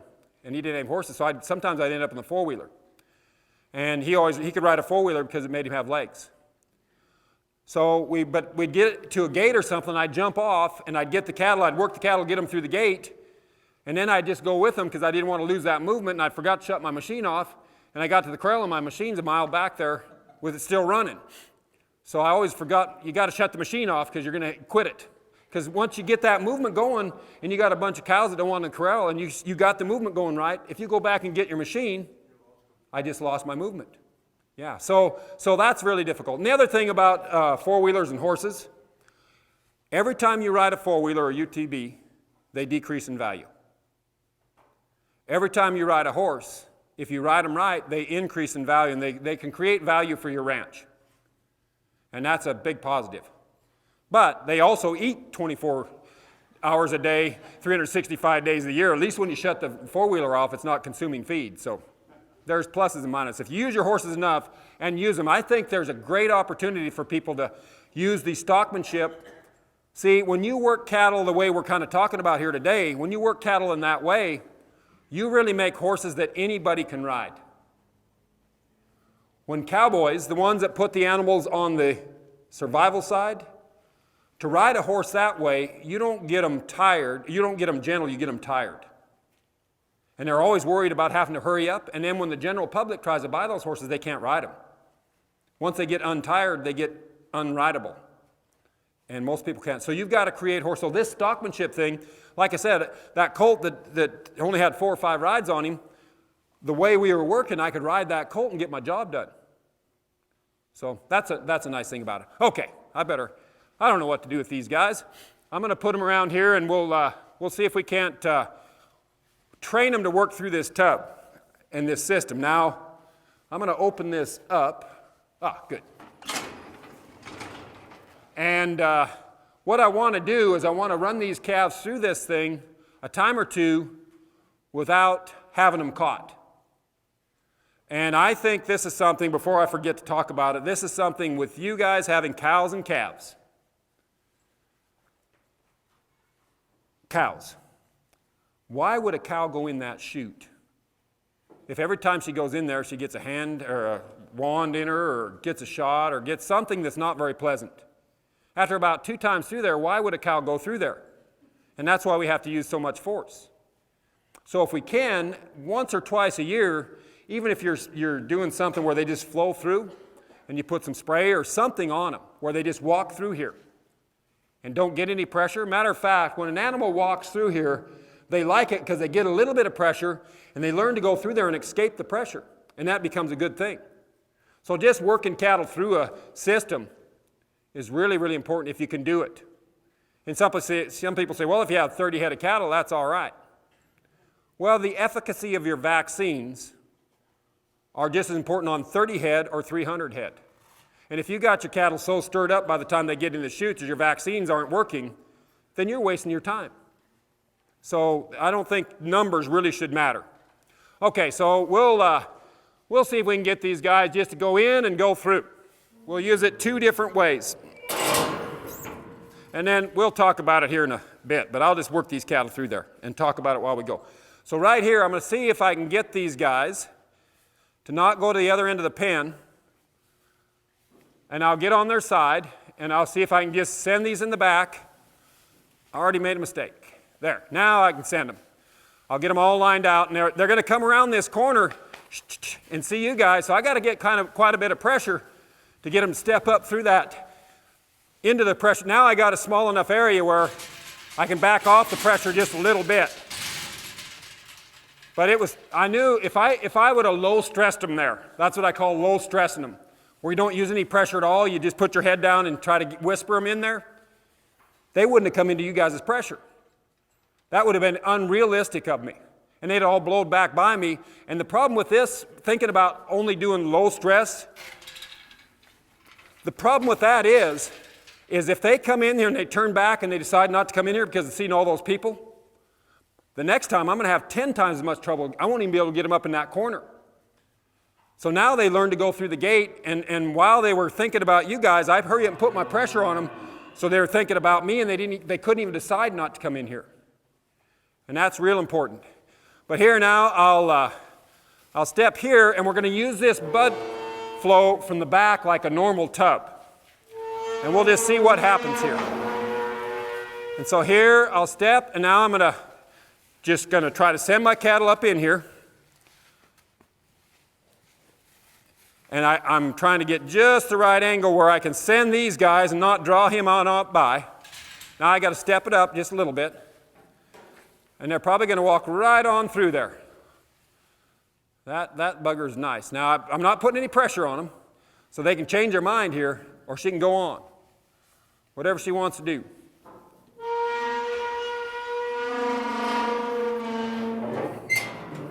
Now I'm driving from the back. And I'm putting my tub from the back, like a lot of tubs work. You see, now I can't get to that front animal. I'm back here and I can't get to the front. And they've decided not to go. Now she's going to go. And she drew them right on through.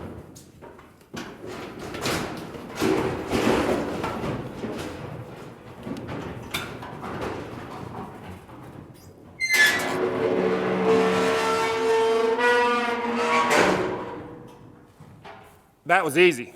That worked better. If she'd have refused, though, and I'd have been back here, and she'd have turned around, she would have ended up right here in this corner. This is a dead spot in this corner. So when you get a tub, you got to know when these cattle, when they defuse there, and they decide not to go up in there, they're going to end up right here. And then your tub gate doesn't work. When you put more pressure on with the tub, it just puts them into that corner a little bit more. And that's a tough spot. So that's why the less animals you have in here, the more you can open that up, get them moved around, get them all lined up straight, and get them to go. And that you saw when that one decided to go, she drew the rest of them through. And then I was just back here to keep sending them. So that worked out just right. But now let's look at this deal here.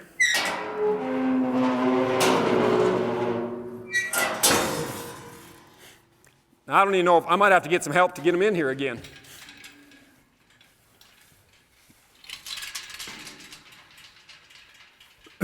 We'll stick them around the corner here.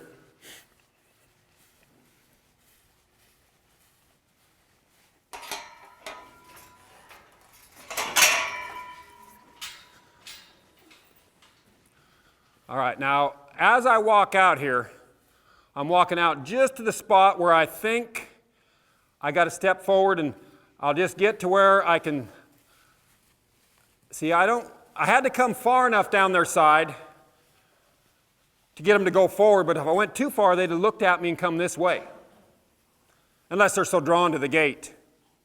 Now right here, as soon as I get them through there, I'm going to hustle up. And that's another thing a lot of people, I think, have trouble with. Like if I stopped and shut that gate right there, I would have been late with my pressure up here. So by stopping and shutting that gate, I might have created my cattle not coming on in. They'd have come right back through. Okay, this time we're going to use this bud flow a little different way. Now a lot of times these will have an alley coming right from here. And so this is going to be kind of a combination tub bud box. So here they'll probably just go right on up. I got to get her to step up on you and bring the rest of these on in. Don't go by. You'd have thought a Hereford influence would have done that.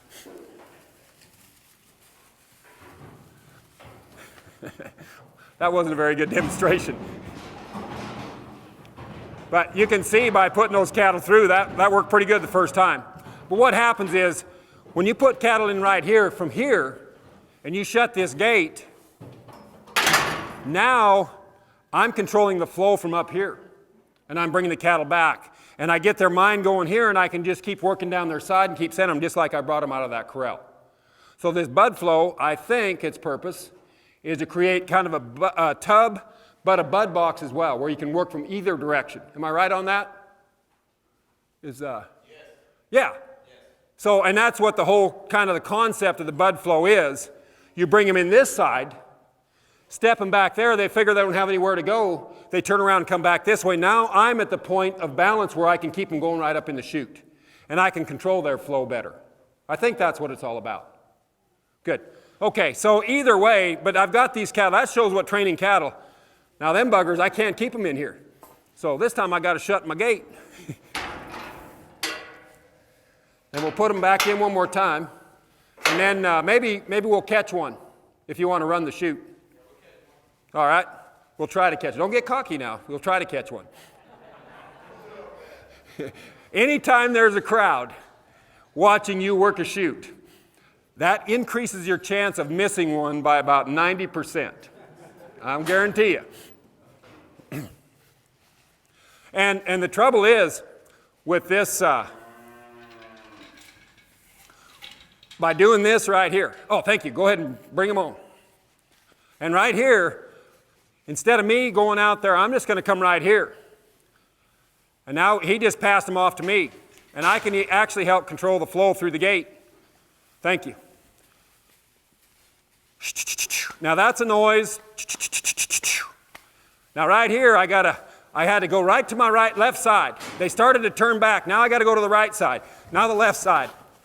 And I got to just keep working around here. Now I was a little bit late. See, now I got my cattle turned back in the wrong spot. I got to let that big one send them right on through. She's got to power her way through there. Now I'm stuck. I was too busy talking and explaining, and I didn't get up to where I need them. Now I'll send this red heifer. She ought to push her way through there. There, see the baldy pushed her way around, which caused him to come on up and through.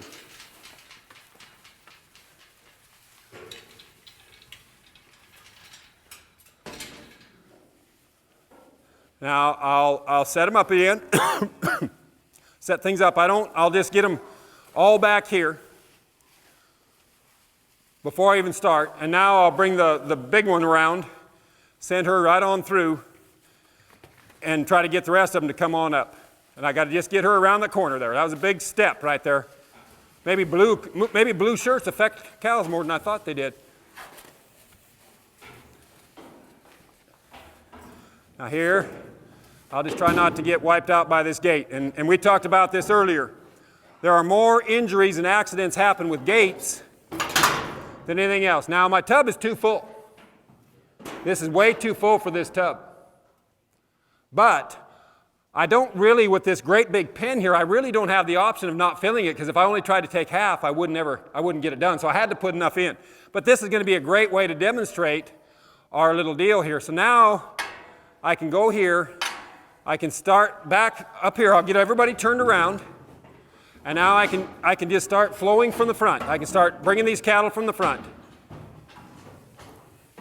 I can slow them down here. There's one caught. Yes. Okay, we'll let her out. Good. You go ahead and just run your chute yeah, thanks. Would you run him up there for me? Good. Watch your arm. See now. That's a spot where we all stick our arm in there. It's a good place to get your arm broke. Very good. Okay, now I'll open this up, and I'm late. If we were processing cattle, I'd have been way ahead of this. But here, I'll get these guys turned around. And I'll try to bring two. Now I can go ahead and, there, now we got something happening. Now I got way too many, I'll just slow them down. Good, now I can step out here. Good. Let's talk a little BQA here in the chute. So right here, this heifer, she's kind of bothered. Maybe we can you open that gate for me there, son? See, isn't that nice? Now, that's a pretty handy little deal. Maybe I can back some of these guys out.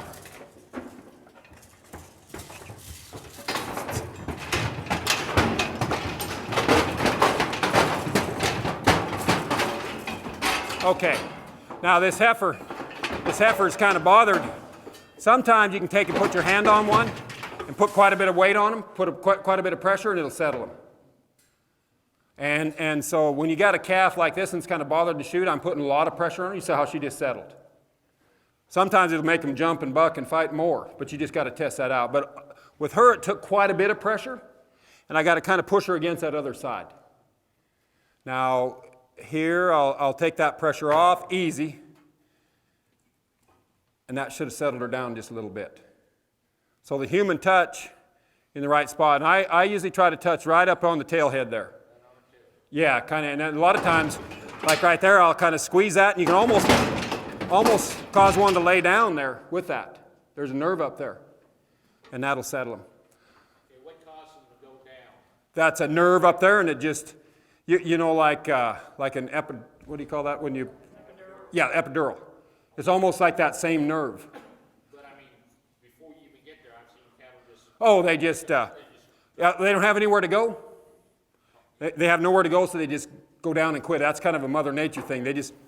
That's why we have this brisket bar under here, to keep them up. But that's just from fear. They don't have anywhere to go, and they can't get away, so they just quit and lay down. And Brahmin-influenced cattle probably do that more than a lot of cattle. But this touching animals before you inoculate them or do something is a really, really important thing.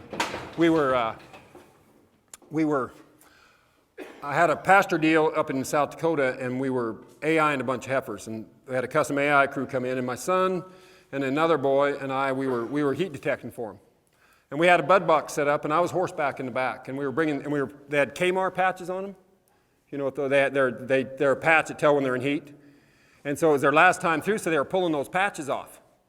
And they were working at a big old long chute like this, and my boys, they had a pair of pliers. My boys, they'd reach in and they'd grab those, and those heifers would jump and buck. And the guy that owned the cattle, he was doing it, and the cattle didn't jump. And I was watching from back, and what he'd do is he'd walk up there, he'd put his hand on the calf, let her quit fighting, and then he'd grab that patch. Then he'd grab, like right there, now he'd grab the patch, pull it off, and they wouldn't have that big buck. And that really showed me how important that is to be able to touch those animals and kind of get them calmed down. But you don't want to break your arm. That can happen too. Some cattle turned around, and they're not giving the push. So as soon as now this is our one that likes to come. There you go, thank you. You put 2 in there or just 1? Very good. Good, we can just let them roll. Now, my job here, if I'm running this back gate, I'd like to open this. As soon as that one starts leaving, I want to have that open so it sees that other one exit and it'll draw it forward. Now here, a lot of times you can come here and I can just walk by this heifer and she'll go on forward. If you come up and just kind of go against the flow, sometimes they'll go forward. She's very happy to just stand there and be milked. So a lot of times when you have something like that, we can just side exit her. I'm going to call her Petunia. We'll just side exit old Petunia. There, now we can bring some more. I can work it to this side. I'm not an equipment guy. I'm not a facility guy. Like, I don't care what facility you have. When I come to a place, I'm going to try to figure out how to work it. And that's sometimes I like facilities that are a lot harder than this because this is too easy. There's no fun. There's no challenge in it. But when we're talking about the brain and all those things, I think it's important to have a good system. And I think for BQA and for industry and for safety, it's very, very important to start out with a good chute. That, to me, is a place on your ranch that's going to take more pressure than anything else, the chute. So if you got so much money to spend, get you a good chute. And then after your good chute, get you a good lead up to the chute, because that's the second place where there's going to have the most pressure. And you want to try to get a chute that will adjust or have a way to adjust that chute a little bit. Now this system, being it's portable, has a real short lead up to the chute. And what you'll end up doing with this kind of a system, if you aren't careful, you'll put more cattle, you start storing cattle in the tub back there. And you might have to do that, but you don't want to as much as you can. You want to just put cattle in there and have them come right back out. But I tell you, I used to say that, well, I said all of us guys say it, and I was up in Canada last winter, or last fall, and they were weaning calves, and they were processing weaned calves. And I was going in and they had a pretty long lead up. I'd put 12 calves in, and then I kept having to go back and forth and getting calves out of the pen. Well, the guy's wife, she comes in, she puts 30 head of calves in the pen, in the tub. And I thought, I don't think that's right. Well, those calves fed themselves up there. Calves haven't never been through the chute before. They're curious. They'll feed themselves up in there. So that first time, you can fill the tub up. I'd fill that bugger up plumb tight. These calves came through there just fine. Now with cows, you want them to just go in there and come right back out. Yearlings, same thing. But you got to all this stuff that guys like me say, you got to kind of take it with a grain of salt and make it work in your real world. Nothing is set in stone. And if I say something that you're doing completely opposite of and it's working for you, don't let me change you.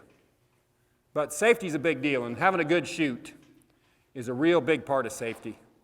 And it's just amazing to me how much chutes and working facilities have changed in the last 10 years.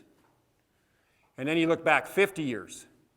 The first chute that I ever remember using, my grandfather was a horse trader and a cow trader, and he had a chute that was 4 posts, and then it had a side, and it had a big old pole up on this side and a rope on it. And there was a stake in the ground out there. And when you got something in there, you pulled on that rope and you tied it off to the stake, and that was your squeeze. And we brand a lot of cattle in that thing. And one day, he bought a big old stud horse, I remember, and he's going to brand it. And I was a little kid. And we got that stud horse in that chute, and he stuck that brand on that thing. I remember I was over out of the way, and he tied that rope down there. And I'll never forget, he had that hot iron. It was before electric irons, it was a hot iron. And he reached up there, and he stuck that iron on that big old stud horse, and that sucker jumped and kicked, and it went to fighting. And I ran and got in the feed bunk, looking out, and that horse completely demolished that chute. There was nothing left of it when he got out of it, and that was the last of that chute. And then we got a metal chute finally, but that was the first chute I remember. It was tied together, and yes.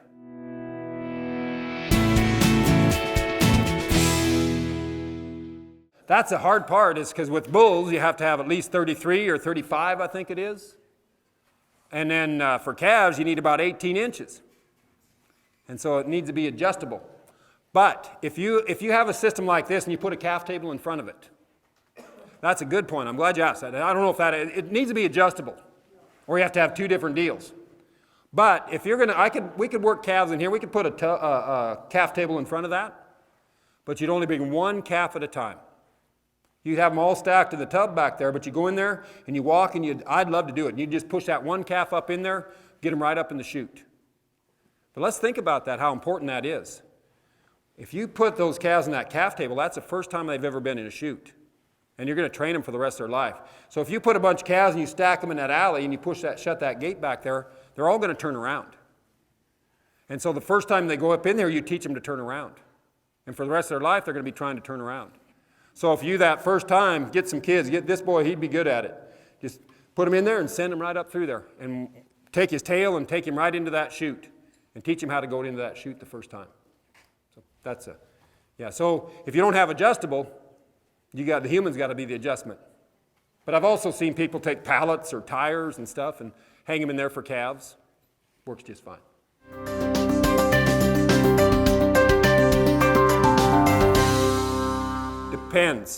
Depends on your crew. Depends on your ropers and your wrestlers. Very much so. And it depends on your crew running this deal. So again, you want to go back to this. Now, a big thing in the world of cowboys and buckaroos is heading and heeling calves, or roping and dragging, or 1 foot, and nobody can tell me that you can head and heel calves and have them bouncing this high off the ground, coming to the fire, somebody roping and running and heeling them and dragging them down, that's less stressful than riding in there, roping 2 hind feet, turning and riding off and dragging a calf on his side to the fire. I just can't see how you can even dispute that. And so I believe roping calves and dragging them to fire can be a very, very good thing. But you've got to get them, you've got to keep them calm when you sort. I think the biggest challenge with people when they come and they brand calves in a neighboring deal, and you got a bunch of people horseback and they come in, and everybody gathers up, I think the most stress is on the sorting of the cows and the calves. The sorting is the worst part, because everybody's got these horses, they think they're world champion cutting horses, and there's 15 people in the pen trying to cut cows and calves, and they've only had 2 people working them for the rest of their life, and now these calves are so confused, and they're so scared, and the cows are so stirred up, they can't even think. And that's where the most stress is, I think. But if you sort the cows off real nice, I'd probably try to get the cattle sorted before the crew got there. And then you sort them up nice, maybe go have a cup of coffee and some donuts like we did this morning, let the cows and the calves kind of settle, get your irons hot, get real good ropers to rope with inexperienced ropers. Don't put a bunch of novices in at the same time and leave all the good ones at one time. Get somebody that's really good to help the young kids, because we got to keep these kids coming, or people that don't have much experience. And the thing that really bothers me about people when they're going to go drag calves to the fire, they'll pass up 4 calves right here, and the fire's right there, and they'll ride right to the back of the herd, swinging their rope all the time. They'll finally get one rope back here, and they drag it through the whole bunch and get everybody stirred up and scared, and have to drag the calf twice as far. Just right in there, rope one, and turn around and go. And in our country, we're dally folk. Do you dally in this part of the world, or are you tied on? Dally. See, I came somewhere in Oklahoma. Remember, Tammy was with me, my wife, and these guys are tied on, and they were so smooth and so good. And I'd never seen people with a branding tied on like that. But they had a pretty short rope. They'd heel these calves, and they'd hold their rope up, and they'd just take the slack out of that real easy, and they'd never jerk those calves or anything. Just went right to the fire. So I think it's real important. If I'm running a calf table, how smooth you are on that calf table. You know, you get that calf in, you can yank it and flip the calf over on his side, and that's no good for a calf either. So be smooth, whatever you're doing. But so I don't know if I'm answering the question. So whatever you do it right. Do it right. And wrestling calves is real important. And I try to teach these kids, like if you get the local football team to come wrestle your calves, that's probably not going to work out very good because they're going to be playing football. But you see a bunch of kids, like my daughter and her friends, when they went to a Brandon, they were wrestling buggers. And you drag a calf in, one grabs the tail, one grabs the rope, you lay them down. It's so smooth and easy. It's really nice. So I don't know if I answered the question, but I guess it doesn't matter what method you use, whatever you're skilled at, and whatever you kind of feel. You always got to go back when you brand those calves. Are they in the thinking side or the reacting side of their brain? And I think one thing that I think when you rope a calf with 2 feet, I don't like roping calves by 1 foot. I think that's a no-no. And dragging them to the fire. That's dangerous for your wrestlers. And when you rope a calf and he lays down on his side and you drag him, by the time he gets to the fire, he thinks he's dead. And he's quit fighting and quit trying. Mother Nature is taught when a mountain lion starts eating something, they just quit. And I think you get to that point a lot of times. And if your wrestlers are good and smooth and hold them down, then that's good. Same thing with the calf table. When you put that calf up there, lay him down, get your hands on him. Get him to quit fighting. And then start your deal. This is a very, very important time. Vaccinating and branding and all those things for your calf for the rest of his life. But some of you are calving right now, right? And so you're tagging some calves. Well, there's something that we could probably look at. So if you tag a calf, you ride up with your four-wheeler, you're side by side, and you catch this calf. Or if you're horseback, you can rope one and get him caught. And so you go up there and so I don't know if in the horse world, there's a guy by the name of Dr. Robert Miller. And he was an imprinting guy. He was about imprinting foals. And I know Dr. Miller, and we always argue about imprinting foals, but I think imprinting calves is very, very important. So when you take that calf, you get him caught, you lay that calf down on his side. When you lay him on his side and he starts struggling, I get my hands on him and try to get him to quit fighting, just like this heifer. And then I teach him to quit fighting. When he's struggling and fighting, I put quite a bit of weight on him and quite a bit of pressure. And as soon as he stops fighting, I just take a little bit of that pressure off. And pretty soon he'll learn that if he quits fighting, that pressure comes away. They catch on to that really quickly. So you teach him that. And then you put the ear tag in and you do whatever you need to do. And then if he fights, you keep putting that pressure on. Then you let him up and you let him see from the right eye and you kind of drive him forward, drive him to his mother. And get on his left eye and drive the cow and the calf off. And I also like to rope them or get a cane or something and hook them and bring. I'd use a rope, but if you didn't rope, you could use an extension cord. Put it around their neck and get them to come to you.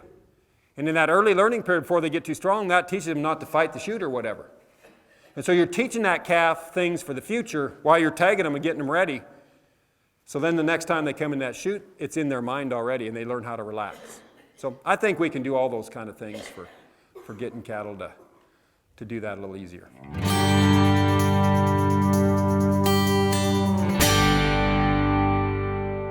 Depends on how you hook them and depends on how you rope them. So I like to rope things because you can get them to turn and face you with 2 eyes and then they settle that way and you can walk up to the rope that way. With the hook, they're always trying to get away from you.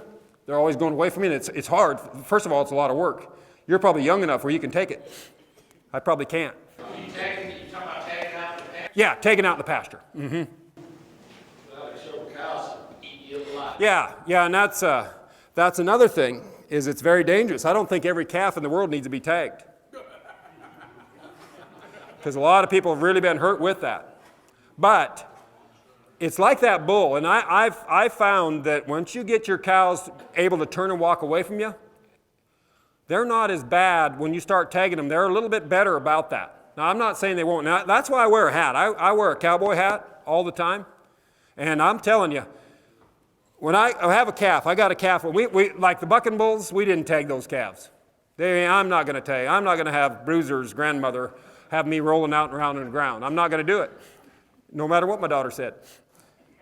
But you get a cow and she's kind of on the fight. And so what I do is I keep my hat on. And I keep the brim of my hat between me and her eyes. but I look at her front feet. And so I'm tagging this calf, and I'm watching that cow's front feet. And if you'll do that, and you'll get it done, and you keep the calf between you and the cow, and make your movements kind of slow and easy, but I'll watch those front feet. When those front feet get like they're coming, I might change my mind and go somewhere else. But here's what happens. If you look at that cow, if you're here and she's going to come she's thinking about coming and getting you, and you look at her in the eye, you just told her to come on. You just crossed over that threshold. And a lot of times by looking at a cow in the eye, you're causing them to come to you. So I try to keep my hat brim between that, and then if she does come, I just scream like a girl and just roll. But that'll be helpful. But I think tagging calves is such a big deal. I mean, it's very dangerous work, and a lot of people have been hurt with that. Yeah, you see, that's the question, do I use contact or lack of eye contact when sorting? And that was a big deal for a while. Like Dr. Tom Knopfsinger, he's a friend of mine, he's an animal handler, and he really, really he said don't, and he would overdo it. I just don't understand not looking an animal in the eye. Sometimes it helps you to look one in the eye, sometimes it hurts you. And it's kind of that drive and that draw. So that's the thing about cattle handling that is so difficult. There's one piece of musical instrument that you can't teach somebody to play. Anybody know what that is? Harmonica. You see, you can't get a hold of somebody's tongue and put it in the right spot, and you can't get them to breathe in and breathe out at the right time. So you can't train somebody to play the harmonica. You can just inspire them to play it. And you can't tell somebody when to look a cow in the eye and when not to. You see, that's just impossible. And what happens when you start working cattle with people and say your wife was going to help you. And here's a little scenario at our place once in a while. By the time I decide to tell my wife, which is not a good idea, don't tell her to hurry up and don't tell her where to get when you're working cattle. But by the time I say, honey, would you mind please very gently walking up there and stopping that cow? By the time I've got it out and she thinks about where I told her to get, now we're late. The cow is already out the gate. So what I say is, honey, damn it, get over there and shut that gate. And then I get the look. You see, you got to, and even then I'm late because she's already mad. So I had to think about saying it. I said it. She hears it. She's mad. She looks at me, gives me a look, and then she goes, she's late. So but to tell somebody when to look an animal in the eye and when not to, those are such hard things. So I think people made too big of a deal of it, of not looking at an animal. You got to look at cattle. I mean, I think sorting cattle, if you're not looking at cattle, first of all, if you're not looking at cattle, how do you know what to sort? So I see people doing this and they're missing cattle. So that's kind of silly. So we have to look at cattle, but I think it's really important to understand the drive and the draw. This is a driving look. This is a drawing look. And there's a difference, and cattle can really tell that. So with a lot of the intensive grazing systems that we have nowadays, they're wanting to move cattle every 3 days. And a lot of these big outfits that a lot of the Deseret folks, the Mormon folks that have these big herds, and they're trying to move cattle, and they're trying to move pairs at 2 days old. And the trouble is, and this is where calling, I grew up, my grandfather was a cow caller. And he was also a horse trader, so I got to ride every sorry horse in the country that nobody could ride, and we were trying to make it where everybody could ride it, so I got to ride all these sorry horses.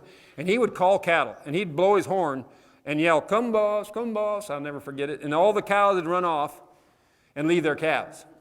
And then we were in a kind of a swampy country, and I couldn't get those calves. Those calves wouldn't cross the swamp, so here I am on these snorty colts or sorry horses trying to get calves to go across the swamp. So I've always hated calling cows because it unmothers the calf. Because the calf has no desire for the feed that you're calling the cow to. So this is why it's so important to be able to drive cows. But you don't want to unmother them. So when you're driving cows, you can drive the cow, but the calf stays here. And then you're in trouble. You've unmothered them. So, I don't know. What you got to do is you got to work as a team. One person has got to get the calf moving, and the other person keeps the cow slowed down enough to keep her mind on the calf. Because this herd instinct is so strong. And we've taken the athletic ability out of our cows. Like a buffalo calf or an antelope calf, within 2 hours it can make a full run and survive. But our calves, we got our calves so weak and so they're so unathletic now because they're ready to do good for us in other places. And that's why we raise cattle rather than buffalo. But we've taken some of that. So we've got to just be real careful about doing that. So one slows them down, one keeps them going. Yeah? Today you're missing the point. The best way to take a young baby calf with a cow is make sure she mothers up. Yes? You mother up and the cow takes the calf not. If you get back off and give them a minute to mother up, Good point. Yeah. Yeah. you just let them mother up and the cow will want to go where you're wanting her to go.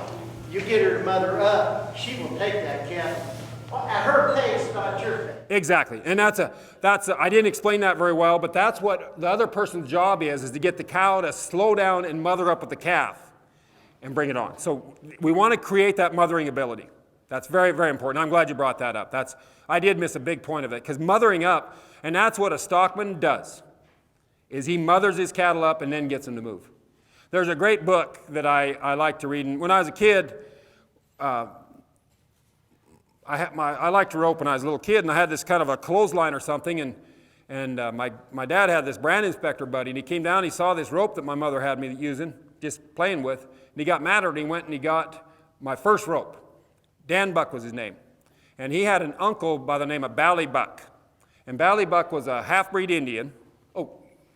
He was a half-breed Indian that he was really well known as a great stockman in our country. And he was back in Charlie Russell's day. And they wrote this book called What the Cow Said to the Calf about him. It's called What the Cow Said to the Calf. You can get it on Amazon. And so Bally Buck, Charlie Russell, it was in Charlie Russell's time, the great artist, the Western artist. And Charlie Russell said about Bally Buck, now there's one Indian that knows what the cow said to the calf. Isn't that a great saying? There's one Indian that knows what the cow said to the calf. And that's what they named the book after him, and that was written about him. Talks a lot about stockmanship in the 1800s. And that was such an important thing, to keep cows mothered and get them mothered. And today, with all this calling of cattle to get feed, there's no better way to unmother a cow and a calf than call them with feed. I see it all the time. So very good. I appreciate you kind of, because that's the hard part about teaching. That doesn't even enter my mind that you wouldn't mother that cow and the calf up. But you kind of brought me back to it, so I appreciate it. So anyway, we'll get these guys loaded up. Well, I'm not going to brag. We'll try to get them loaded up. And I think they'll load pretty easy. Now, I think having a good place to load is good BQA, good BQA practices. And teaching cattle to load or getting them in a good spot. And transportation is a big part of the NCBA's deal right now. Transportation quality assurance. So much now, and you guys here in this country, you have a big responsibility. Because when you load these cattle up on a trailer and take them to the auction market, to the sale barn, that's the one place where the public sees our cattle a lot. And when they're in these trailers and you pull up beside somebody at a stoplight going through town and you got 3 cows down, because there are 3 calves down under some cows because they're loaded too tight or the footing isn't right, you are just ruining it for everybody else in this audience. And that's very, very important. I was in Hawaii. Well, I used to go to Hawaii a lot, and there's a lady that we worked for over there. Her name was Nancy Jones, and she was a real animal lover. And I was riding some horses for her. And we were going through Waimea. It's a little Hawaiian town that's the ranching community. That's where the Parker Ranch is. And we pulled up to the stop sign, and I looked over, and this Parker Ranch cowboy, I work on the Parker Ranch some now too, and I got to be friends with some of those guys. But this is many years ago. And we pulled up there, and I saw the guy had his saddle horse in the back compartment, and he had too many cattle and calves up in the front so he could get his saddle horse on. and one of those calves is down. And I was trying to keep this lady's attention on me. I really was talking, and I didn't want her to look out of her left window because she was going to see that calf down. Well, I almost got her before they pulled off, but she saw that. She turned and looked and saw that calf, and she was going to call the Humane Society because that calf was down in there. And I understand what the guy did. He had cattle and he had his horse, and he would have had to go about 15 miles back up in the mountains to go get his saddle horse or haul those cattle a little tight. The calf wasn't hurt. It wasn't hurt at all. It didn't hurt the calf at all. But it didn't look good for the public. And we've really got it. Transportation and the auction market. Those are the two places where the public can come and see what we do. And that's very important. So when you're hauling cattle in these open-sided trailers, please, please follow real good trailer quality assurance. Load the right numbers, use your compartments, your dividers, and do things right. And if you stop somewhere to have lunch or whatever, be very careful. People are going to be watching, and they're going to see those cattle there in the sun, and they're going to complain, or they're going to say they don't have water, and you're going to have to, somebody's going to hear about it. We got to be very, very careful about these things. And even though it's ridiculous and we know some of these things aren't right, it doesn't matter. Perception is reality. And we've got to be very, very careful about doing the wrong thing. So let's, are we ready to load them? All right, let's put them, if we could pull that gate back, and we'll put them up in this pen first. Good. Now, as long as we can keep them from getting out. Now, let's,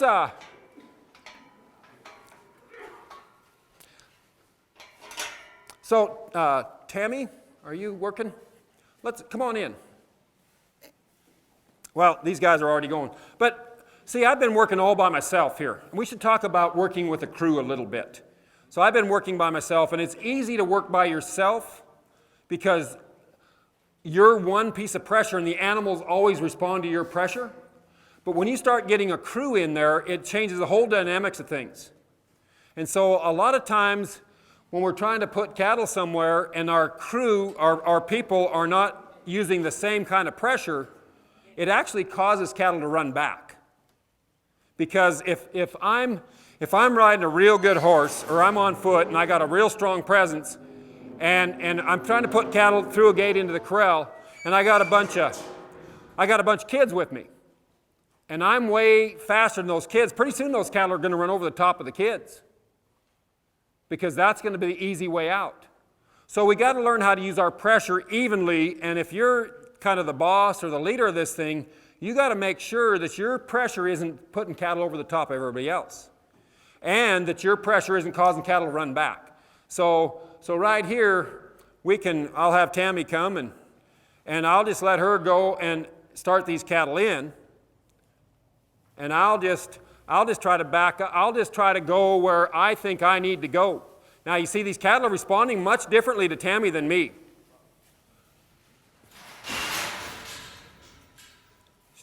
Too much pressure, by the way.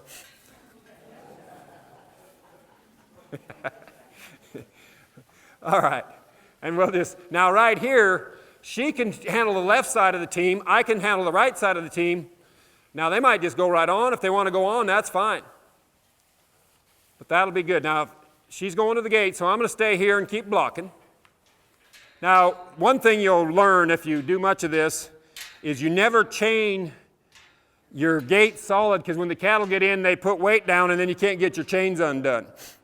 But with these slats like this, we should be able to just go, should move. I'll leave that chain a little bit loose. They're going to come on anyway. So right here, I'll load these guys from here, maybe. Come on, Petunia. Now, Petunia. So we'll just load from here. Now, you guys probably loaded them, really. But here, I'll just load them from the side. But the farther from the front we can be, that's a big jump. And we see right there, I just automatically close the gate. We brought those cattle around here, and they don't like you guys. There's 200 eyes looking at them. That's a lot of pressure. They can escape out there. They want to go out there, so it's so easy to get them. If they want to go out somewhere, it's easy to get them to jump up. But if they don't want to go, and what usually happens, most loading chutes, most facilities are going right the opposite way of where they want to go. Our loading chutes, our loadouts are always headed away from the ranch. This is going back to the ranch, so to speak, because all the pressure's up here. And so it was real easy. I mean, we could not get them on the trailer. So when you're loading cattle, try to figure out ways to make it where it's the easiest as you can. And we got to go away from the ranch, but you got to put it in a spot where you can pressure from the front and cause the front to go on, and then just step back and let the rest of them come. And you will go right back to that draw and that push thing. It's no different than weaning a bunch of calves. So your job when you're weaning calves is to stop that movement.